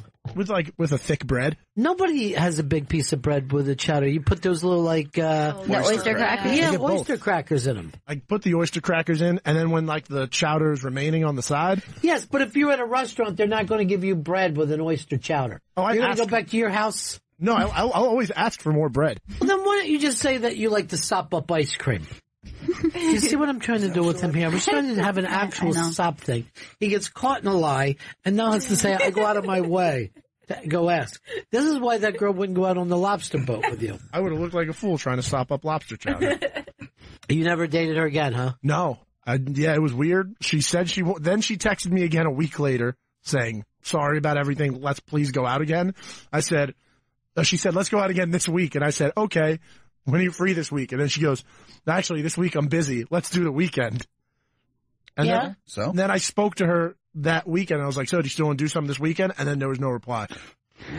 Oh no. And he was so dressed up that day. He was in love with her. Yeah, I wore a nice shirt. He looked so cute with his little shirt and his hat. And little cappy. And but it was a nice white shirt, and I was Somebody told me they saw a picture of you. Maybe it was on our Instagram, and you said that you look dreamboaty. Mm-hmm. You were the way you were looking. Oh, I think it's when you, Chris. Why are you putting that one up? That's the picture from yesterday when we were doing GPS. Yeah, yes. pre-show meeting, and people were. You were torn apart. People. The issue is that, all right, so this is up on Bennington SXM on Instagram. And so I take a picture of Ron and Connor and Chris right before GPS. And they cannot help but mock your fucking arms, which I have pointed out to you. The amount of T-Rex arms, centaur with a T-Rex arms, I don't get it. Weird baby. I'm an adult now, and I don't know why people have to, arm shame me. Is that a thing? I'm going to read some of these. Centaur Rex. It's mean. Am I seeing the outline of a bra under Pepper's shirt? It's an undershirt, sir. Why does Chris always have to act like a dick in photos? I'm not acting like a dick. Here's one that just says, is he in labor? Pepper looks like a sick walrus. I'm a person. Tough love, gotta get him on a treadmill. No, please, that's just mean. It's fat We don't shaming. want another Farley Belushi candy. That's just, why would you put him in the same category with those people? Ron, they're fat shaming me, and I don't get it. You're proud of your body. Arms. He doesn't know how to be a person. Look, that's the way I stand for pictures. Chris, we both look like shit standing next to this little rock star. No, this is the one. Look, this picture from the day before, the undershirt picture. Yes. They were saying that Vito looks like a dreamboat. He is kind of dreamy there. Like that's like a Tiger Beat pose. I'd love to be on Tiger Beat. They don't like the way I look? Not as many compliments. Sorry, I got a compliment, Chris. I'm just saying. I think I look fine. Like Vito knows how to, work his ankles, play to the camera. Well, you see, he understands light. Yeah. You see my knee hiding my stomach in that picture. Well, Chris has done the same thing in his picture. He had that headphone cord, and that's just covering him just fine. You know what? We're going to take Chris, and that's going to be the logo to Sops. With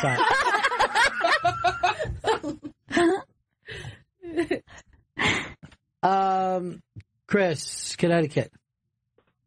Hey, so when you're eating pizza and you have some salad on your plate with your piece of pizza, and you finish and the oil and vinegar is left from the salad, you take the crust from the pizza, sop up all the oil and vinegar. Fantastic. Well, yeah, you can sop up the bottom. Yeah, I accept that. Some people do get bored with the crust. They feel like they've got to sop something. Well, a lot of the crust these days is cheese infused if you go to Pizza Hut. No, I hate that shit. I've never even had that before. I've never had a stuffed crust. I don't want a stuffed crust. I said to the girl, I'd rather have jizz infused than cheese infused. And then she said to me, we can make that happen. Wow. And I go, oh, the dance is on. This wit may become love. So, Chris can't get a Tinder date, and Vito can't get a real date. Are there any girls around here that would be good for either one of them? Anyone in booking or promotions? I don't think that there's anyone. Yeah, I don't see anybody really anymore here. I mean, I always felt like there were sparks between Vito and Brooke. I don't. I don't even see Brooke around. It's so rare that we see her. I see her like once a month, if. She's still here, but she's really into like the boy band type, and I don't think I fit that. You're the big boy. Whatsoever. Yeah, look at that picture of you on Instagram. I think you fit into that. She likes Harry Styles is her like number one crush. I'm no Harry Styles. Well, you're Harry. Agreed. You could be Harry Bear.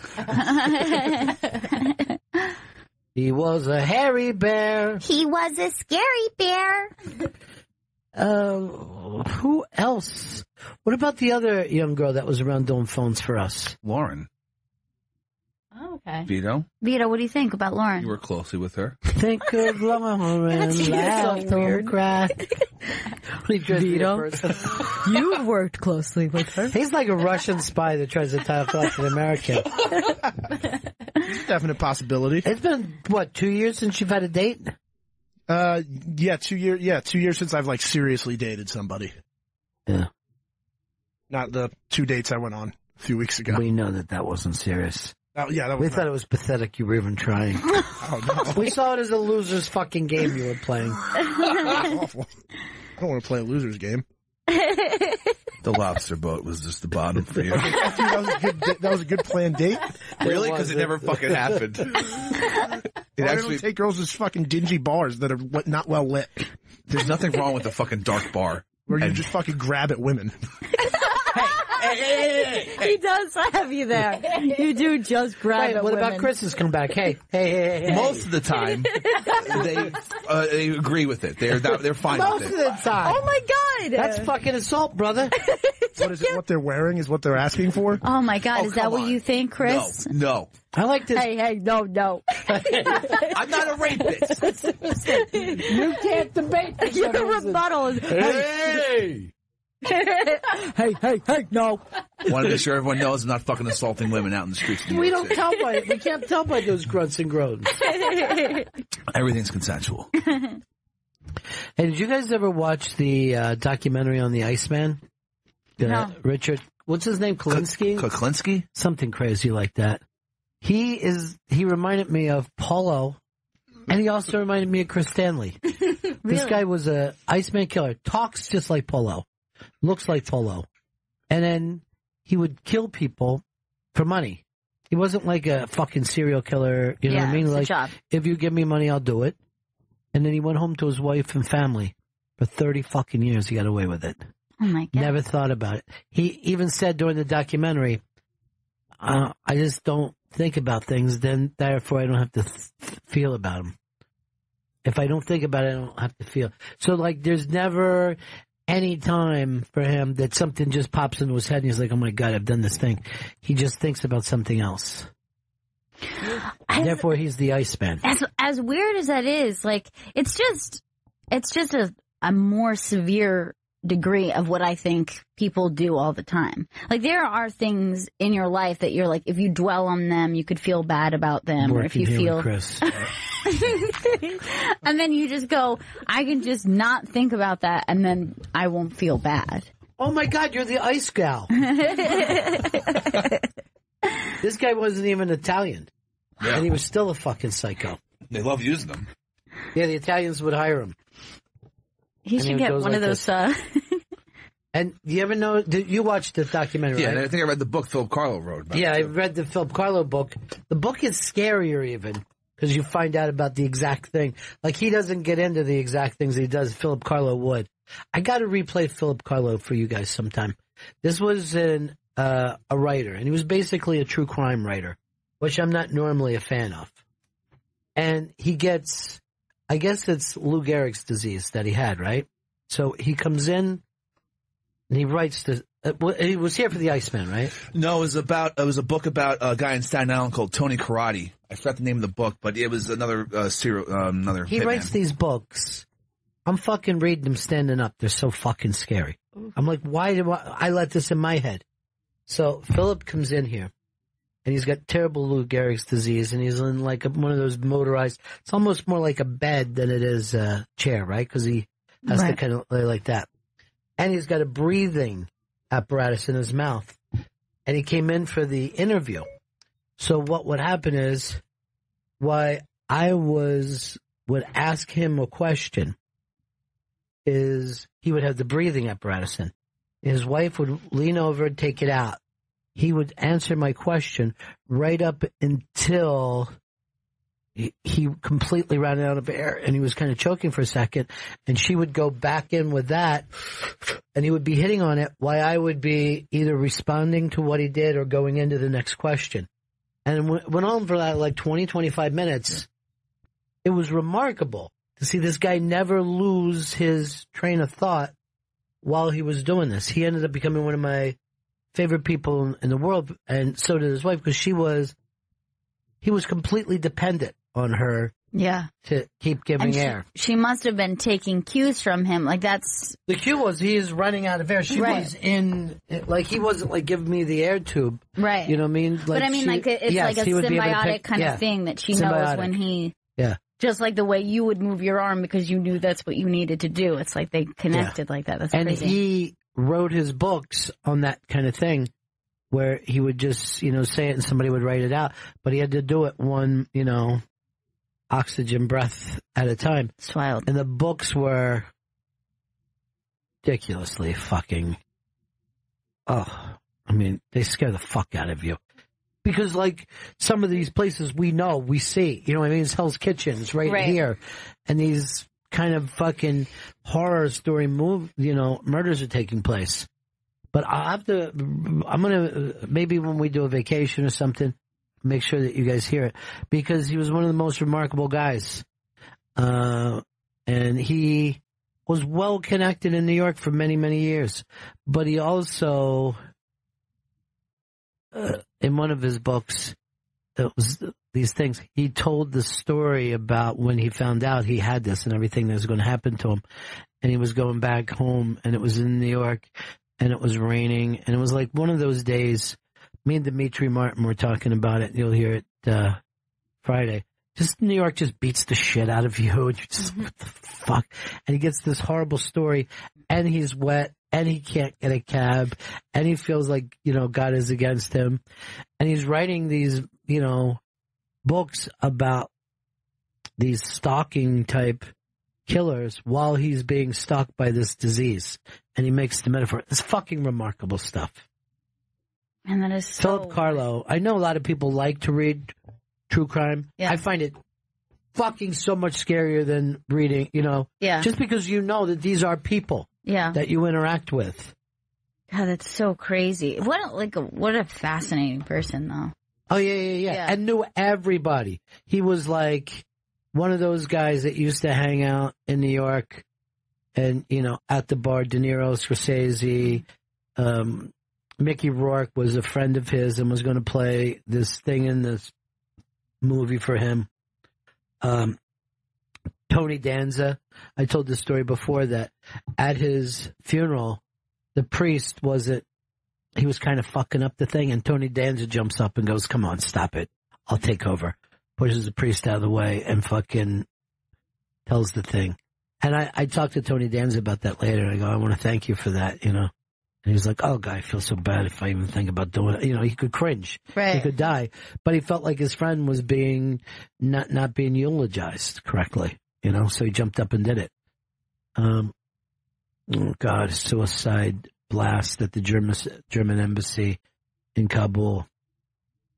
90 killed. Oh, my God. Oh, boy. Chris, you really fucking done it this time. You're the fucking Iceman killer. Why'd you do it? I didn't think that was going to happen. Which one of us do you think would make it better as a killer? Each would personally, you think me? Ron Bennington. I would do this. I would kill, but I would be haunted by it. Yeah. I get haunted by shit. Well, the first one is the bitch of the bunch. Yeah, no kidding. The fucking Charles Whitman would have fucking taught you that.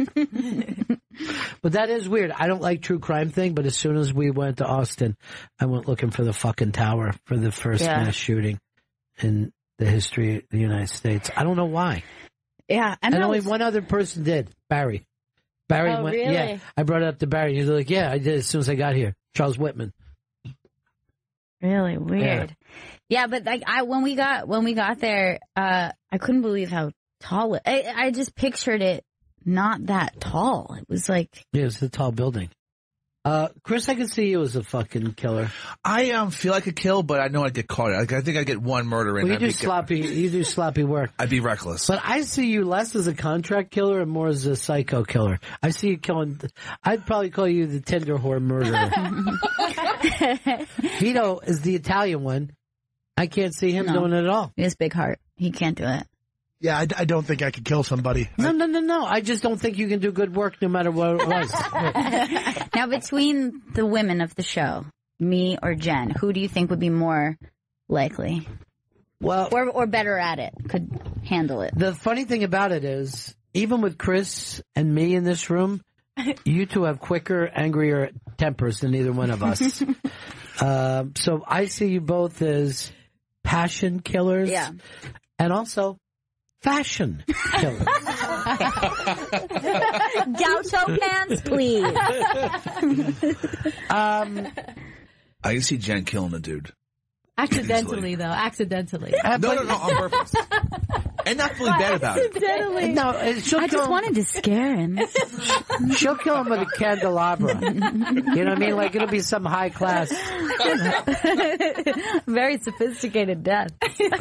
Yeah, I see Jen doing it also because she's more detail oriented than Gail is. Right. You think I'm more sloppy crime of passion? I would have just left it as sloppy.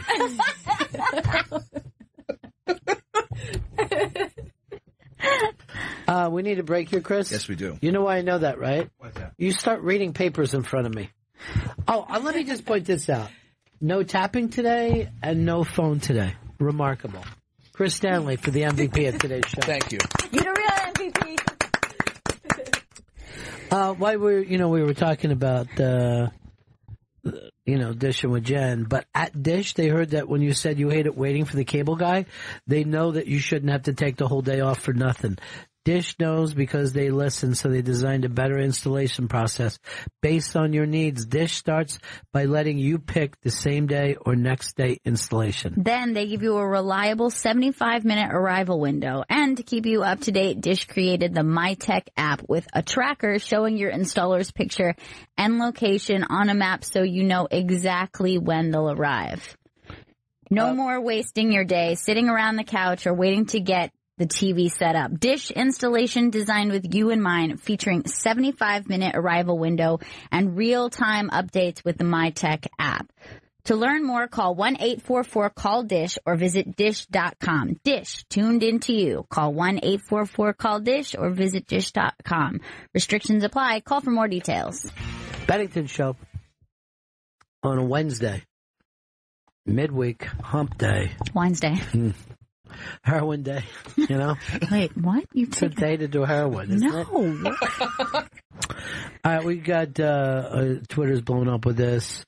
And Hammond of Texas just said, CNN dropped Griffin. Does that give you guys the okay to now admit she might have gone too far? Sorry, right bad, left good. I don't remember us attacking Kathy Griffin or defending Kathy Griffin. I think Gail used stupid to describe it. I said it was unfunny. And by the way, I certainly don't need the CNN fucking New Year's Eve show to let me know whether something is acceptable or not. But that's how you take your temperature. You go, does CNN think it's wrong? Just the New Year's Eve. Just the New Year's Eve show. Then you love pop music because that's what they like. I hope Anderson Cooper will say, I'm not going to go back either, and give this thing to Don Lemon the way Don Lemon tried to steal it last year from being... The news, by the way, is also fake. I don't know whether you saw the thing of the guy screaming on the ride. Yeah. I don't believe for a second. I think it's totally faked? Let's go viral. You're the effeminate black guy. Scream as much as you can. All I got to do is to be happy. Listen to little George Harrison in the bathroom. It sounded great. No one ever brings up his voice. It's a really great voice. It's an excellent voice. Yeah. I like the pics that they've been playing in the lobby and bathroom lately. Killing it. Everybody is all excited down in the lobby. It's all packed right now because a U.S. senator is coming in. Al Franken. Holy shit! I would love to see him. Yeah. Well, you will in about 20 minutes or so. We got to take a break then anyway. But Al Franken, and it's the Al Franken decade, which was a big joke for him. Vito, come on in here. You've been on the outside too long. We're going to allow you to play Bennington Barometer, which is America's favorite new game show. Also dropped Kathy Griffin, and I did not even know this was a sponsor, Squatty Potty. Squatty Potty. No. Oh, when you really? want to squat over the potty. I didn't know that was hers. I had no idea. That's just a bench, right?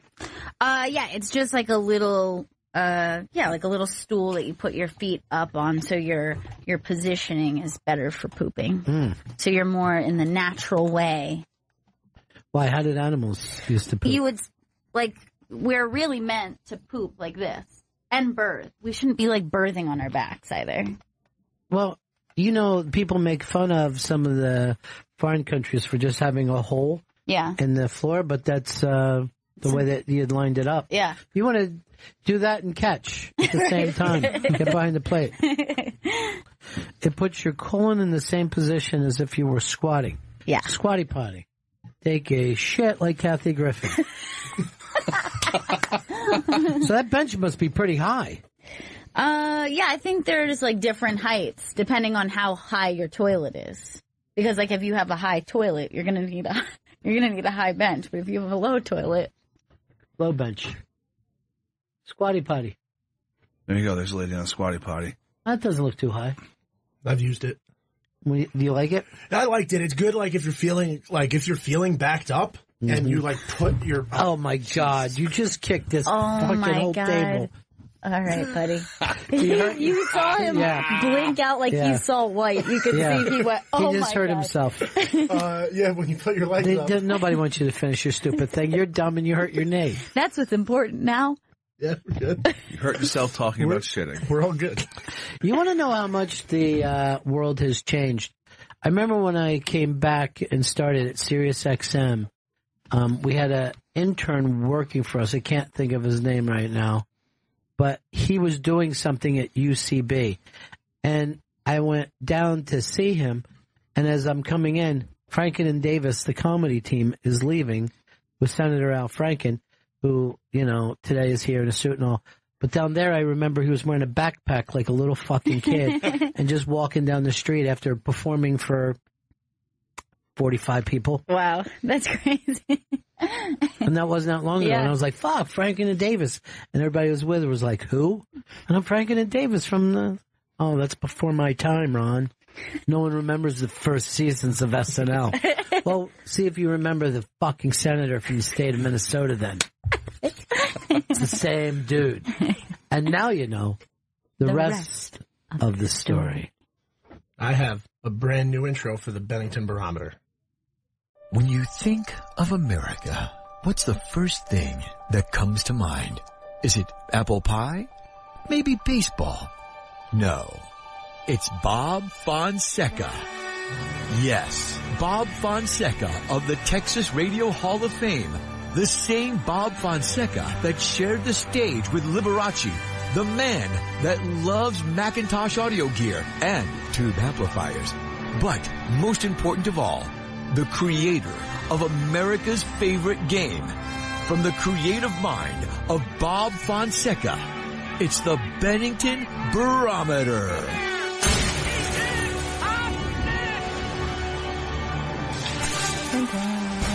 Literally may be my favorite song of all time. So good. Dun, dun, dun. You know who wrote that song? No. Anybody? Mm-mm. That song, an entire soundtrack, was written by Randy Newman. Oh, I didn't know that. Mm-hmm. I love that song. I used to, every time I was playing baseball in school, stuff, I was like, this time I'll hit it. He actually wrote lyrics and they wouldn't use it for the natural theme. Really? Oh, what a guy, the natural. Oh, what a guy is he. He runs around, he throws the ball. He did that once on the show. That made me very happy. I know you guys like to make fun of Randy Newman because he's a fucking genius. All right, let's play Bennington Barometer. And thanks to Bob for this. It's an amazing game. I mean, it's a blast. Let's try to get Al Franken to play. From the creative mind, which is the best tag. All right, I have one that I'm very excited to give you. Mm-hmm. I think it's going to be a tough one. Bennington Barometer. Bennington Barometer. Bennington Barometer. Bennington Barometer. Woody Allen or Albert Brooks? By the way, I was doing an impression of Randy Newman. Whenever I think of Randy Newman, I think of Albert Brooks. Whenever I think of Albert Brooks, I think of Randy Newman. Yeah. I each feel like they're in that spot in their own career. You'd expect this one to be tough, wouldn't you? I thought it was going to be very tough. It is not tough for me. You ready? Yes. I'm ready. I'm locked in. Woody Allen. Oh my God, I got it wrong. Mm-hmm. Wrong. Oh my God. You got it wrong. Only one person got it right. Fucking Jen. Jen, who knows me best. Oh my God. I never thought you were going to pick. Well, I thought you were going to struggle with it, but I thought you were going to land on Albert Brooks. For Albert sure. Brooks would have picked Woody Allen over Albert Brooks. But still, I'm just very if you had to look at the both of them, who's made the better movie? If you had to say the number one movie, or the number two movie, or the number three movie. Yeah. It doesn't even come close. Albert Brooks based his movies on Woody Allen movies. But I thought that maybe you would choose Albert Brooks because you prefer his sense of humor or his sensibility more to Woody Allen. Wow. It's not an insult, but it's like saying who would you pick, the Beatles or Badfinger? You know what I mean? It's like it's not even close. I'm shocked. But I'm happy that I'm shy. You're the type of person who never paid attention to her own dad. It's not a big deal. Not the way your daughter Jen did. My youngest.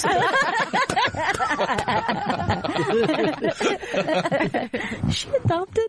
All right, after that blew up on the launch pad, who's got another one? What? Why does that blow up on the launch pad? Well, look at you. You said you picked something that was easy to pick between. I got one. And by the way, when's the last time that he's even made a movie? Was Drive the last movie he was in? No, that was that he was in. I don't care about that. I'm saying that he made a movie. You got to go all the way back to that. The Muse? Mother? No, he did the comedy in a Muslim world. Oh, right. Was the last one. Go ahead, Chris. Bennington Barometer. Bennington? That's not how it's... Bennington Barometer. There's no T up front. Bennington Barometer. Don't yell at me. Just say it in a normal tone. Bennington Barometer. Too happy. Yeah, that's good. Butterscotch crimpets or peanut butter candy cakes. No problem there. Really? Mm-hmm. Yeah. I'm locked in. I think I know what you're going to say. One would be the entree of it, and the other is the dessert. Are we ready? Yeah. Peanut butter candy cakes. Yay! Yes. Looks like that blew up on the launch pad. Right, guys? Launch pad. I wish I had both in here right now.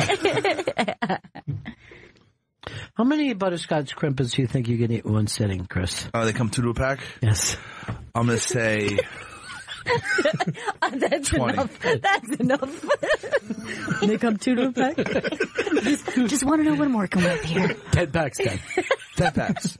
20 crimpets. I would say we'll do this bit on the air, but you won't even do the fucking Jimmy Buffett thing. It's happening. I'm setting a date.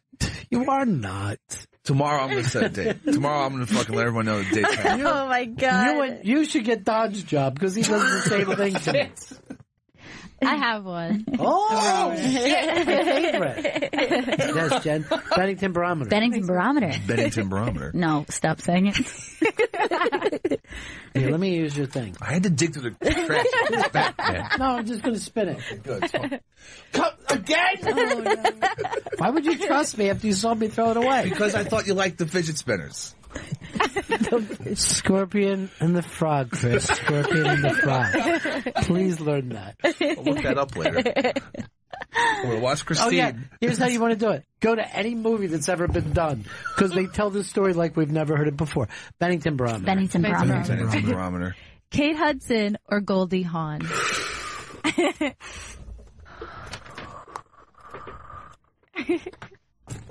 Mother and child reunion. Well, I would not give balls up. He tried to get it with one hand. He was on this battle. Oh, little daughter of mine. You ready? Yeah. Goldie Hawn. Got it.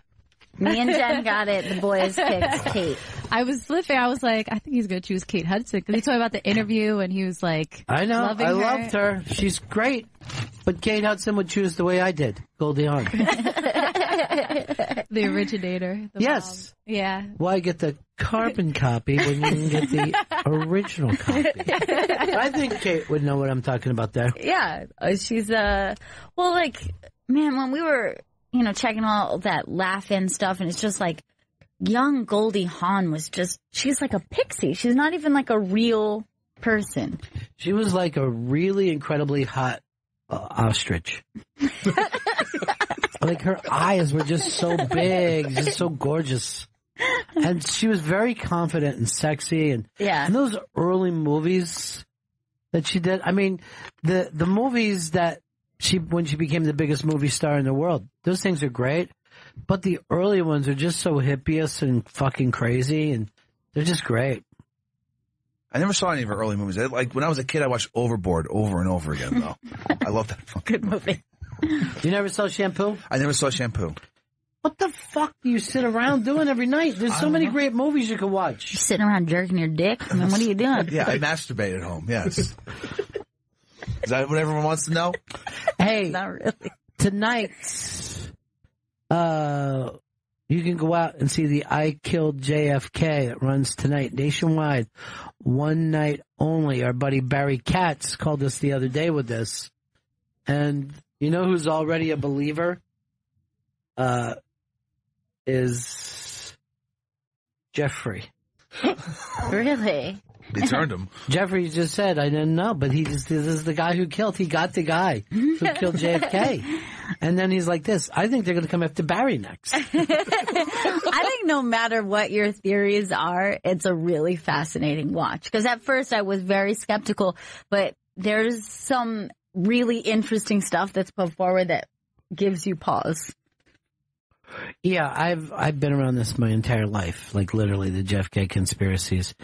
And you believe each one at least a little bit as a time. You're like, yeah, that did happen.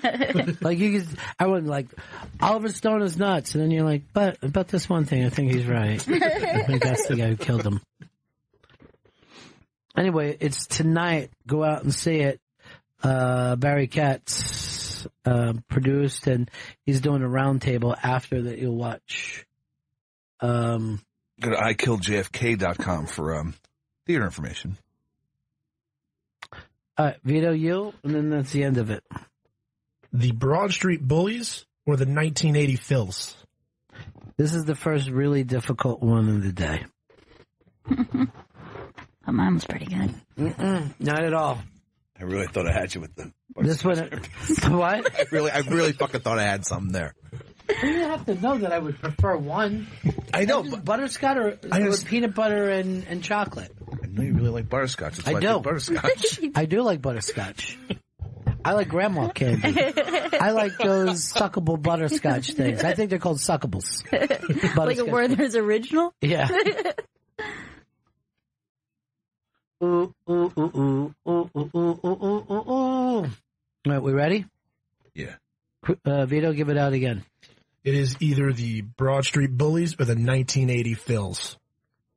The Broad Street Bullies was the funnest fucking thing that you can imagine just becoming a bandwagon fan of. Beating up the other thing. It had all the feelings of one of those, of Anchorman. Just picture Anchorman with skates. And my whole city went crazy. I remember going to the parade, smoking Thai stick, and just enjoying the day. It's great. So, I picked the 1980 Phils. Fuck. I got it. Pass. They had, we matched. Why can't I get one right? I think that you fake it. I think that it would be impossible for you not to get one right. How would you not think I would pick baseball over hockey? Do I look like a hockey fan to you? No, but you have Philly pride, and it's a great nickname. Oh, this is great everything. You know, that was a team that also would drink with the fans after the game. That's how different the world was. They would all go to Jersey, this fucking bar, and just drink together. What was it? I guess it was like a 30 for 30 on them or something that we had watched together. Should be a 90 for 90. Just the amount of fighting that took place around. That had nothing to do with the team. Fans fighting. A lot of punching back in those days. So punchy. Yeah. And limited batting, so like everything hurt way more. Everything. Yeah, but people kind of wore their war wounds with a little more pride. Yeah. No one ever felt like a victim just because you got beat up. I don't know when it became a horrible thing to say I got beat up. 90s? People used to be like this. Oh, shit, you should have been here last night. Got my ass kicked. Oh, fuck. But you, that guy right over there. But do you remember, like... Here's to you, my friend. I salute you for a great ass kicking. But don't you remember being a kid and, like, everything, like, the idea of having a black eye seemed very cool to you? It was the best. Yeah. You're like, oh, man, this is a good look for me. I was jealous when kids broke their arms and had casts. Sure. But, like, the black eye, like, right away, the black eye means a tussle. Like, even if you didn't get your black eye from a fight, you look like a fighter. A broken arm's nobody like, oh, what believe happened? You. If you got a black eye for a different reason, nobody believed you. Right. And then you got punched in the fucking face, no matter what happened. this agreeable wish that you have.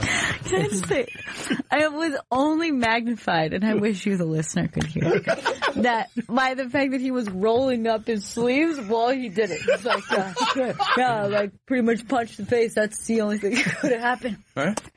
He was rolling up the sleeves It's a good look. and punctuating that moment so perfectly. We're going to wrap up today with Larry and Lori's summer reading list. Nice, yeah. We have comedy books and more in there, but, I really want to get in and read some stuff this summer. And I don't care if it's classic or soon to be classic. I like that. I definitely want one. I want to read one classic that I've never read, and I want a new novel. I want both. I don't blame you. I don't know why you're patting on your paddle to prove your point. And damn it, I want that. Let me just get the fidget spinner.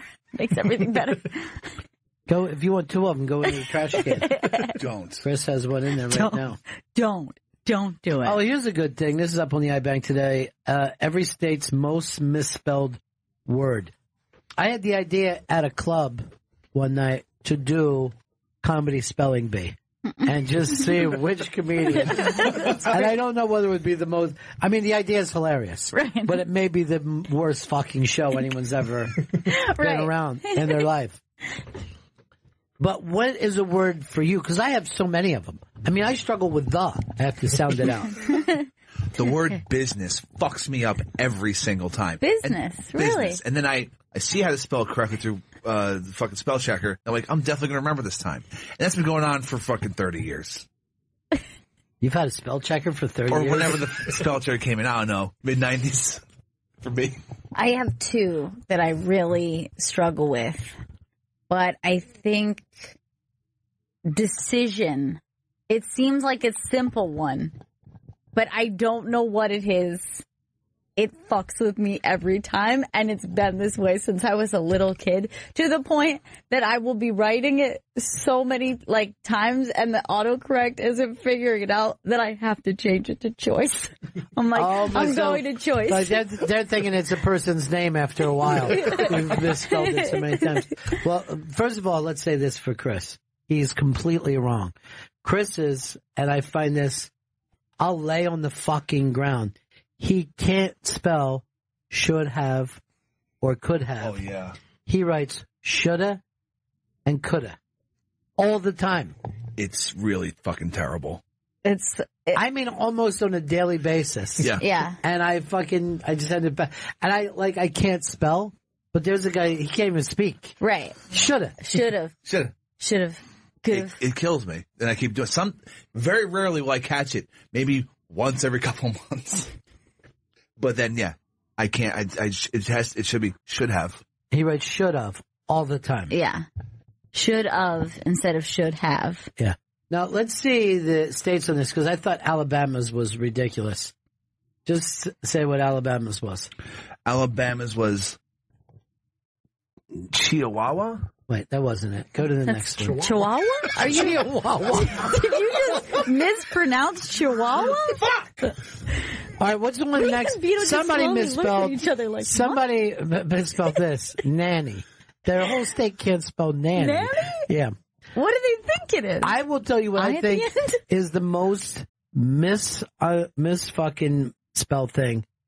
Loser on the internet. People write looser on a constant basis, and people if I'll get crank mail or something like, you're a looser, and I'm like, how loose do you think I am?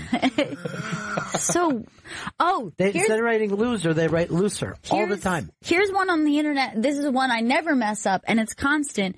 I see people write weird, wired, I before E on weird. I see it everywhere. Wow. I do that a lot. Do you? Yeah, it's a very common one for some people. I have to check it on spell check every single time. And then sometimes spell check will change it to wired or something because they're like, there's no way you're trying to when spell you can't weird. even get close enough for a spell check, Yeah. it's really embarrassing. I'm like, let me just get as close as I can to spell check Yeah. and take care of it. And they're just like, Ron, I'm trying to understand you, dude. I don't know where you're going. Is it election? Is that what you want? Yeah, that's just like that's when I like me doing decision and changing to choice is just like after 5 full minutes being like, fuck it, then I'm changing the word. What's Florida's most misspelled? Receipt. That's like a tough one. recipient. Yeah, that's a tough one. Yeah, it's not a natural one. That's when you've got to learn. All right, give me Delaware's. Delaware's is hallelujah. That's a tough one too. I can't always. How often are you writing it though? Doesn't come up too much. I'm for a me. part of a Leonard Cohen fucking fan club. Give me California's. Beautiful. How do you misspell beautiful? What are they doing? I watch Jim Carrey movies. What? I learned how, I think of Jim Carrey every single time when he says B-E-A beautiful. That's how I spell beautiful every single time. You're tough even to be in a conversation with. Oh, you act like we're in your brain with you. You should just be like, let me explain. There's what a I'm line talking about. from a movie. Yes, and the movie is what? I think it's The Mask. It might be Ace Ventura. Out of all the quotes you could give me of Jim Carrey, this is not one of them. Give I me think Texas. it's going to be Truman Show or something. Maintenance. That's hard. These are words that should be easy, and they are. They'll fuck with you. Now, tell me if this is on any state, because this is my second word that I fuck up constantly, and it's embarrassing. Definitely, I write like defiantly or definitely. Like, I fuck it up constantly. No. It's nowhere to be seen. It's not on here. Is that for anyone else? Yes, of course. Any word is. Really hard. One of the ones that has popped up, I think, is the number one, is people misspell chaos all the time, which I told you. I can't even read that word. You say chaos? I say chaos when I'm reading to myself. And I swear to God, I'll be like, the crowd broke into chaos. And I'll be like this, chaos? The fuck is chaos? And I'm like, again with the chaos. This has been going on since I was in 3rd grade. But every single time I read it as chaos. Impotent, I always read as impotent. 100% of the time. And I'll be like, impotent. Wait, what does that mean? It never fucking... That's a large leap from the way it's spelled to the way it's pronounced. Yeah. Well, there's nothing to tell you the way... Like, there's nothing about the way we spell things that imply inflection. Like, there's so many ways to inflect something. We don't have isn't that what, like, in Latin, they use that little, like, think?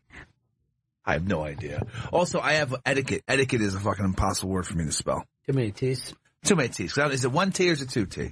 Which PA is worse? PA is sauerkraut.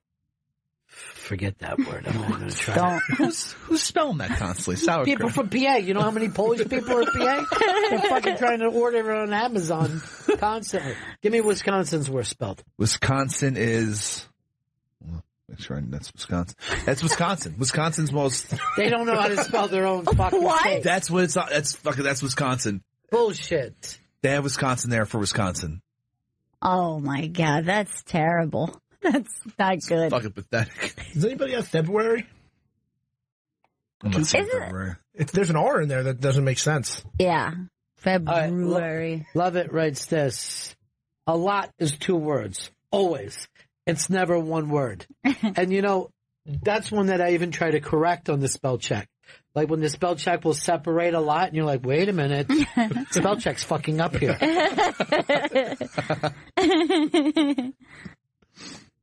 Give me Idaho's worst spelled word. Idaho is quote. Okay, you missed that one. He's pretty easy. Yeah, it's pretty What are they going? straightforward. QO? You can never do that. Never. That's why queen is the fucking weirdest word. It's fucking here's a fucking letter that can't even live on its own. It doesn't have its own sound. It's just biting off everyone else. What about a restaurant? That's a bad one for me. But I know it now. But I remember setting out to be like, I gotta stop fucking this one up. It's too hard. I just say go to the place now. Like I'll try to spell restaurant and then I'll write, I'll meet you at the place. Or hopefully it's a diner. This is why I got some breaking news here. MSNBC has announced that they are in talks for a New Year's Eve show with Kathy Griffin. Really? This is going to be great for the brand. Brand on the run. You didn't realize how bad you're hurting your brand?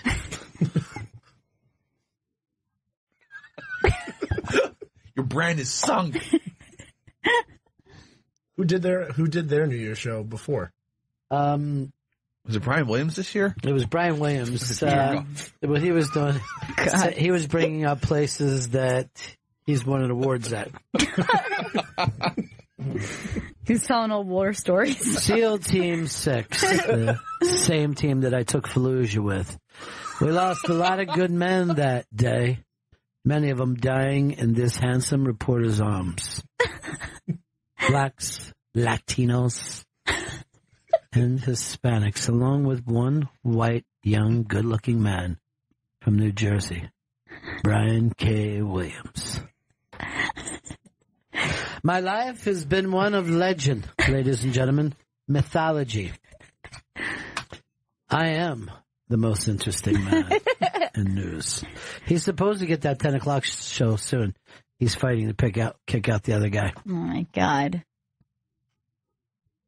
Here, as always, with me at my side, Chris Stanley, drunk, gambler, drug addict. Christopher, thanks for being on tonight. Thanks for having me on, Brian.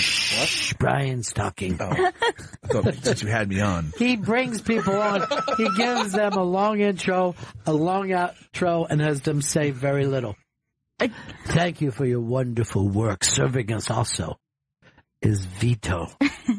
And he will always go out of his way to give these intros that are over the top and then wants nothing from the people. I love that when him and Rachel Maddow had to do so much of the election coverage, that they were working together and you could see they had no chemistry and you could see that they didn't care for one another. She was just better at kind of faking it. Right. But he would say something that was just long-winded and stupid, and then she would be like, interesting, okay, and have a response.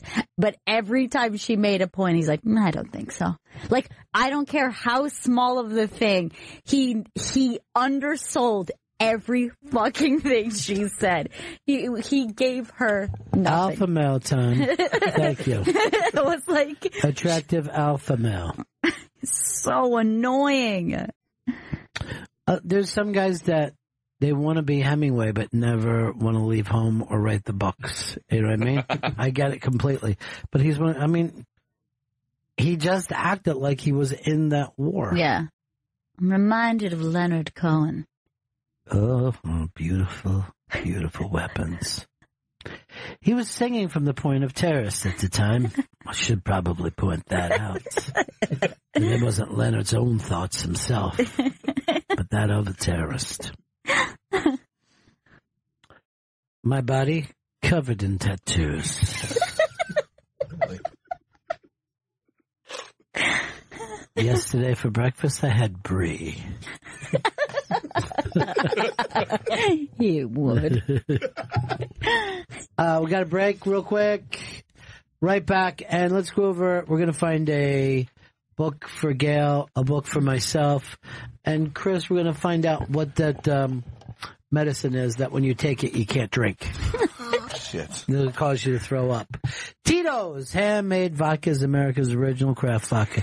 In 1995, Tito Beverage, and we're going to check to see if that is his real name, had the idea of building his own micro distillery. Just a tiny little distillery, incorporating the boutique winery concept into the spirits industry. He acquired the first legal permit to distill in Texas and put his life savings into it. Not only that, he went and racked up another 19 credit cards to build his own copper pot stills and condensers. Since then, he's been awarded a 95 rating by wine enthusiasts, won the unanimous Judges' Choice Double Gold Medal at the World Spirits Competition, the Chairman's Trophy for the world's best vodka tonic, and many others. It's got a modest paper label on a simple bottle, so all you pay for is the exceptional handmade vodka inside. Tito still makes his vodka by hand on the same land where he started it all, in Austin, Texas. Tito's handmade vodka is distilled 6 times from 100% corn and is naturally gluten-free. Visit us at titosvodka.com for recipes, songs, and more. 40% alcohol by volume, handcrafted to be savored responsibly. Bennington Show.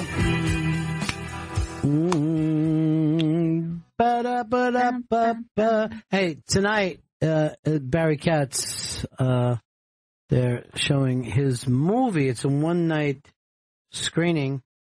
And the name of that? I Kill JFK. Go to ikilljfk.com to find out where it's playing. Playing all across the country. Barry Katz apparently has killed JFK. We're going to get him to admit it. This is his confession? Mm-hmm. All right, so we said we got this reading list, right? Yes, Larry from Yonkers, and I will say Lori, too. You don't think Lori did it? I know that Larry is like his credit on the iBang. But there's no Lori? No, it doesn't say her name, but well, she's very busy. She's very busy with the new baby. She's tending to the child. So this is the Summer Reading List 2017. All right, so first off, The 12 Lives of Samuel Hawley by Hannah and her sisters. By Hannah I never even heard of this before. Lou has been raised on the road and now on the run. Now that she's a teenager, her father, Samuel Hawley, has settled down the best she can in Olympus, Massachusetts, so that Lou can have a chance at a normal life. Well, I don't even think I'd be interested if this was my neighbor. Give me a big book I can read this year. Something that's going to knock me out. All right, let's see. All right, so they have a couple classics. Walden's Civil Disobedience by Thoreau. Snows of Kilimanjaro and Other Stories, Ernest Hemingway. Ever done these? Yeah, I did them when I was younger. I've never done that. Although, no, I think I read a couple stories from that one. But I don't think I read the whole thing. Give me something I'm going to love. I'm going to be crazy about. All right, how about Are You Anybody, Jeffrey Tambor's new book? A memoir of the life of Jeffrey Tambor. Okay. Into it? No. I've met Jeffrey Tambor. Eddie Izzard has a new book out. I will read that. Eddie Izzard, I had read his books before. He's a really terrific writer. The new Neil deGrasse Tyson book, Astrophysics for People in a Hurry. That could be fun. I think that could be a very fun summer read. I'm going to give you a little hint, though. It's like I'm starting to put Neil deGrasse Tyson in that Anthony Bourdain spot. Really? Mm-hmm. You think he's reached that level of, I will say, self-importance? I hope I'm not going too far. I think it's, there's only so much before it all starts to run out. All right, give me another one. All right, what about... let's think some novels, too. Let's see. None of these I know. Yeah, but throw it out there. Maybe it was something I like. Maybe a writer I like. All right, The Arrangement by Sarah Dunn. I don't read women. Well, so wait. No, let's listen to this one. Lucy and Owen live a version of the American dream, but even the ideal life can get monotonous. So when the idea of an open marriage comes up at a dinner party, they find themselves intrigued. Will you read this sexy book about open marriage? Most sexy books aren't very sexy to me. I know Chris always complains about his sexy books that he reads. He's old school. He'll jack off to a book, and I give him credit for that. Yes, this does seem like something that Jen and Chris could both enjoy. Jen and Chris should read out loud to each other and see which one of them gets turned on more. Let's see. Ready Player One by Ernest Cline, a unique and welcoming entry to the world of dystopian future novels. I do like dystopia. Spielberg optioned this for a movie. Oh, really? Changes everything for me. Definitely getting it. And I believe T.J. Miller is going to be in that movie, Ready Player One, by Steven Spielberg. Guess what? I'm Ready Player to read. Yeah, you found your book. I'm one of them. All right. What about Then We Came to the End, Joshua Ferris. Then We Came to the End, Ferris's debut novel and an instant classic set in an advertising agency in the bust after the 90s internet boom. This workplace satire is masterfully told through the eyes of a group of employees as their company is being downsized. Sounds like where we work. It's too depressing. Yeah. It's an instant classic, but it's instantly true. All right. What about Cork Dork? Wet. No, thanks. Whoa! Wet, sweat, leather, barnyard. That's a reference to a story of mine.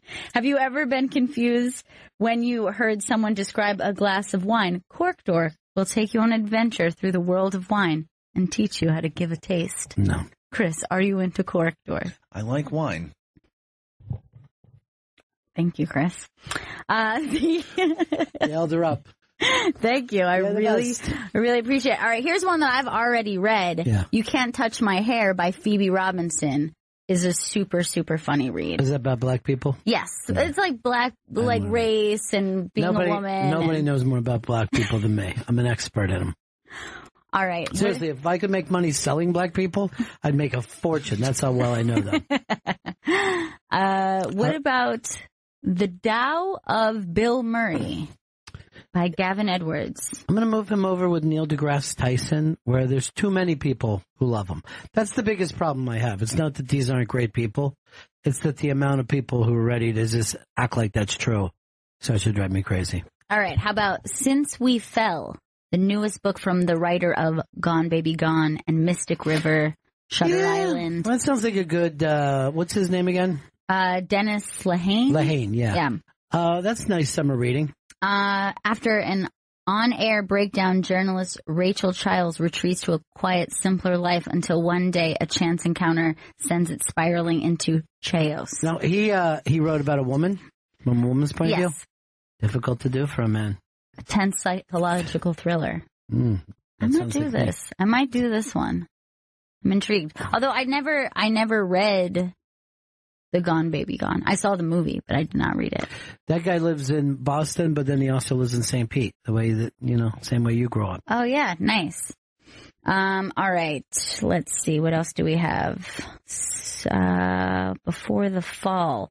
Holly is a creator of as well as the writer-producer of the FX show Fargo, so you're in for some amazing storytelling. Count me in. Before the Fall is a suspenseful tale of a wealthy family, a plane crash, and a media uproar when one man who should have been on the plane is the one adult shouldn't have been on the plane was the one adult to survive. Holly crafts intriguing characters and complicated relationships that put you further in a longer read. I got bored even with reading about it. I felt like, how many times have we done that premise? I love Fargo.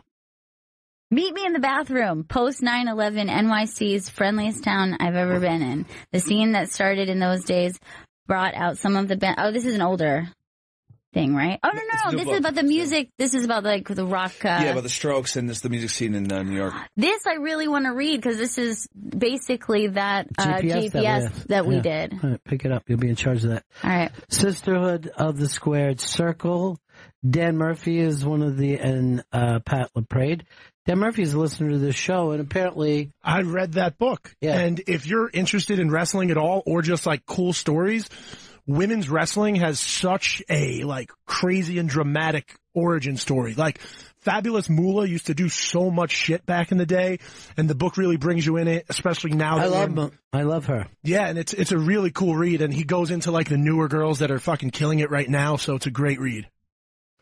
And then also, what's that other one by the guy who writes the Pittsburgh novels?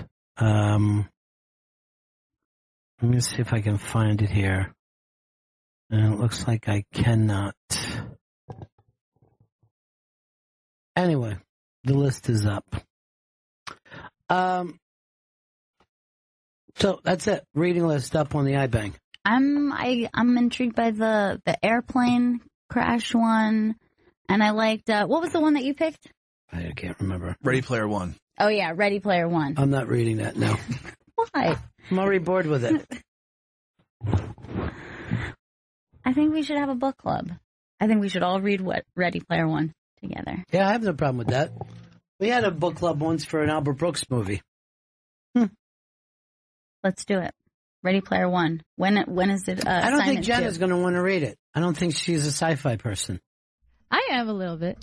A little. She wants to read the sexy novel. Yeah, I would write a sexy novel. Yeah, but I think your batch material should be your own. I don't think that... That I don't want to do it as a book club. Because then everyone is just going to go through in their favorite parts, and then you know what that means. Couldn't get enough of this. I kept writing it over and over again. Tomorrow we're going to do the Greg Allman, right? Yes. Greg Allman interview. Well, you guys can listen to that while we run over and do what are we doing? What's tomorrow? Unmasked with Jim Jeffries. Wow, that's great. And then Jim Jeffries' show is tomorrow night, right? No, it's next Tuesday. Oh, it's next Tuesday. The show premieres next Tuesday, and then we're also playing the Unmasked next Tuesday as well. I see. So, as a way of saying, watch tonight. Exactly.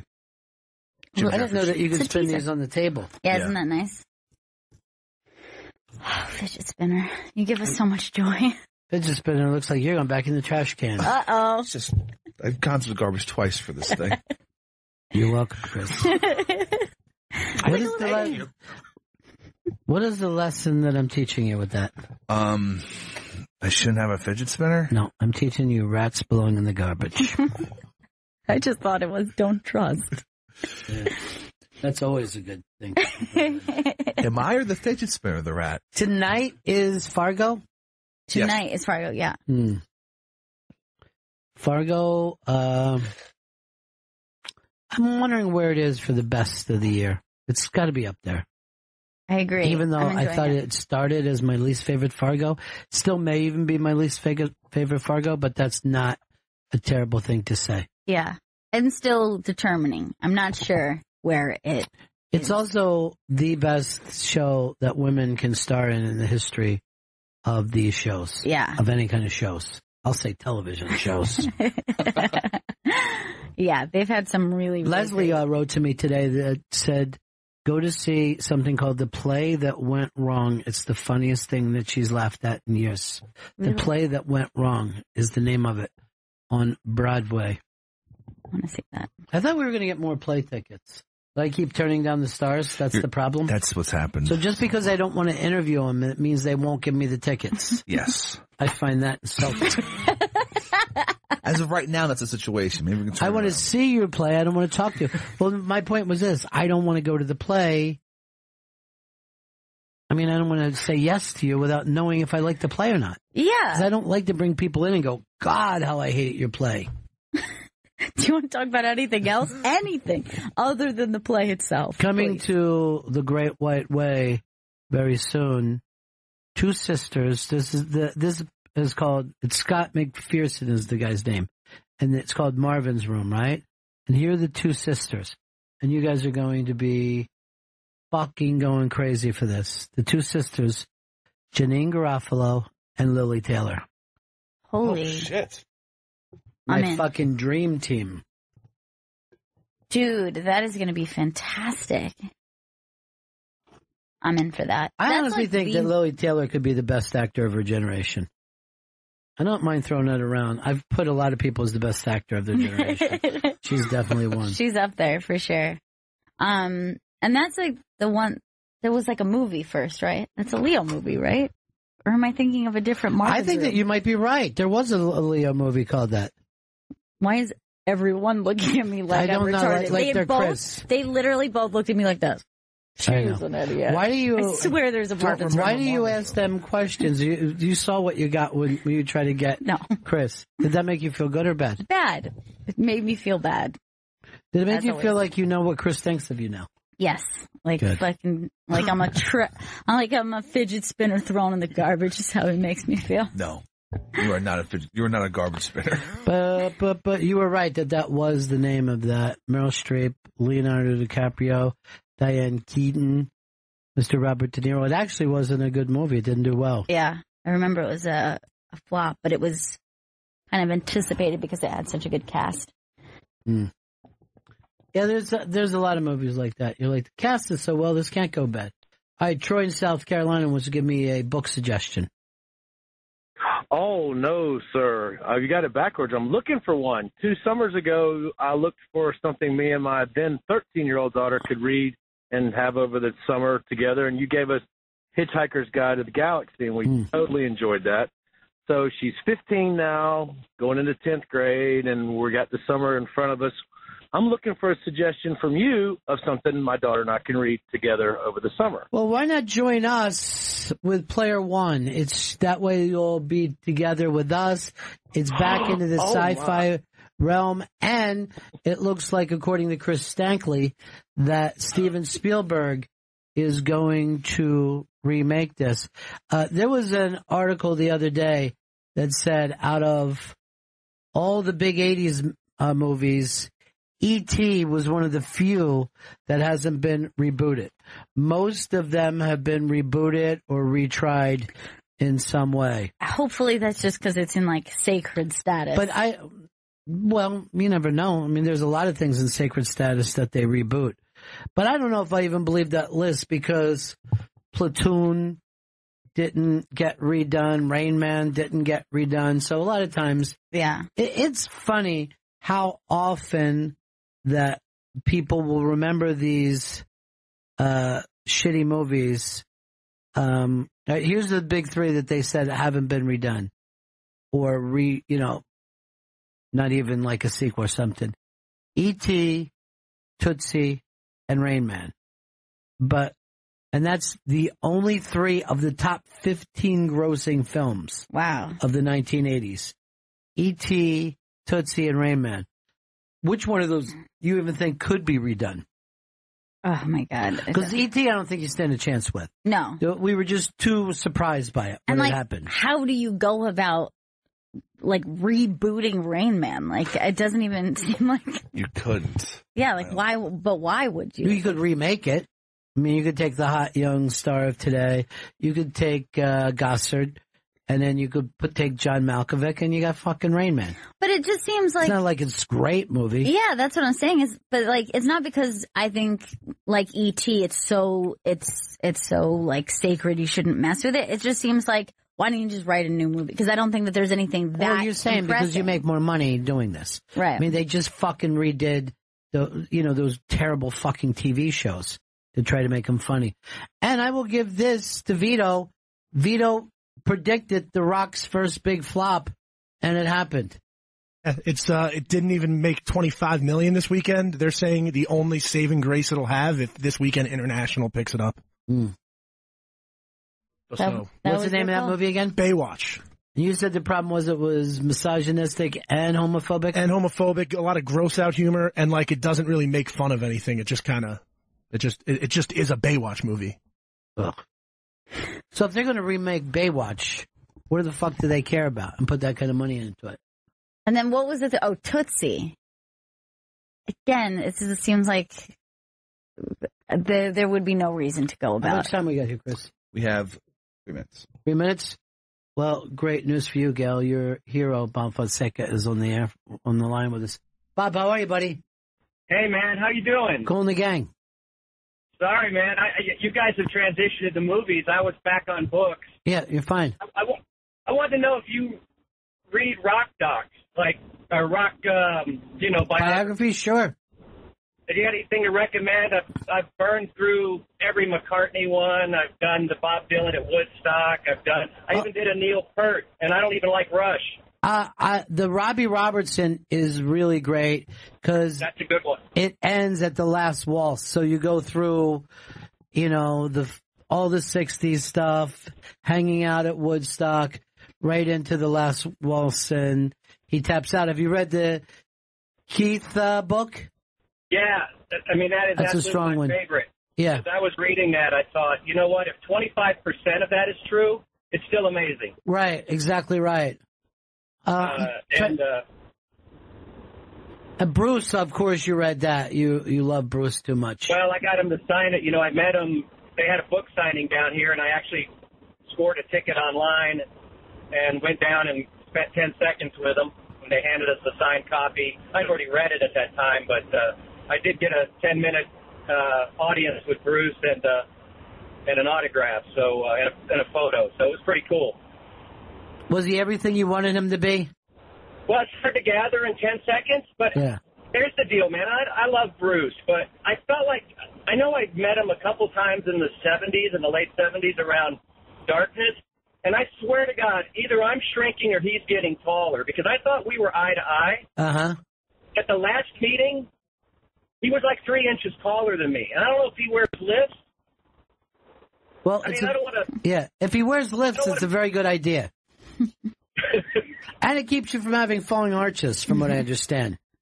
I don't know. I mean, he should be shrinking at the same rate I am. Yeah. He's a little older than me, but I swear we used to be like eye to eye. And now he felt like he was 2 inches taller. There's a picture on my Facebook page. I'm sure Vito's seen it. But just one of my many celebrity meetings, along with Robbie Robertson, I met once in L.A. It was pretty cool. Yeah, he is as cool as you can get. One of the few real cool people left. Yeah. So anyway, hey, I wanted to ask you before, I know you guys are rapping or whatever, but is the Bennington Barometer done? Because I was like, getting some merchandising rolling. I didn't know if I needed to invent something else for you or you know what? We played it today, but then I just recently heard back that your partner has gotten his nose cut a little short here because he feels like this focuses too much on you and not on him.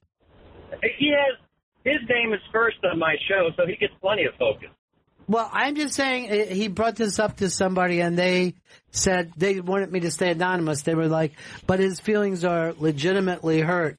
So I'll tell you what, tomorrow let's just do one for Dale. Can you do that? I can whip that up tonight. And then if that works out, Bob will go back to you. But we got to do one for him. All right. Okay. And one real quick for you then, as long as you're on, as long as I got you, and I don't know if you did this one, but Wilma Flintstone or Betty Rubble? Betty. I'm going to go Betty. Yes. Betty Rubble. Got it. Actually, Wilma was a little bit of a bitch. I think Betty let things roll a little bit. I think Betty would be more open to a threesome. You know what I mean? And I need that kind of breathing room. She's a modern girl. Yeah, she is a modern Stone Age family. All right, Bob, talk to you soon. Peace. Now, didn't it sound like Bob was felt a little sad? Yeah. Like we can't please anybody these days. Yeah, he was like, I guess. Yeah. I guess he can be part of this. I blame this all on you. Tomorrow, let's do one for Dale. Do it early in the show. Make it sound good. I got it. I'm all Dale. It's Dale. It's Dale Day. Thank you very much. Chris, we need to plug anything? GPS Boston's happening Saturday at 3 p.m. on Deep Tracks, Channel 27. And then Dimitri Martin Unmasked is airing this Friday at 2 p.m. And what is tonight? Tonight is Fargo. The JFK movie by Barry Katz. IKillJFK.com for theater information. And where will I be appearing this weekend? At the Stand. Why do you say it with a question? That was a question. At the Stand. NYC.com for tickets. Talk to you guys. We'll see you again in 1974. Ladies and gentlemen, the evening is over. We hope you all enjoyed yourselves, and we'll see you all again in 1974. Good evening!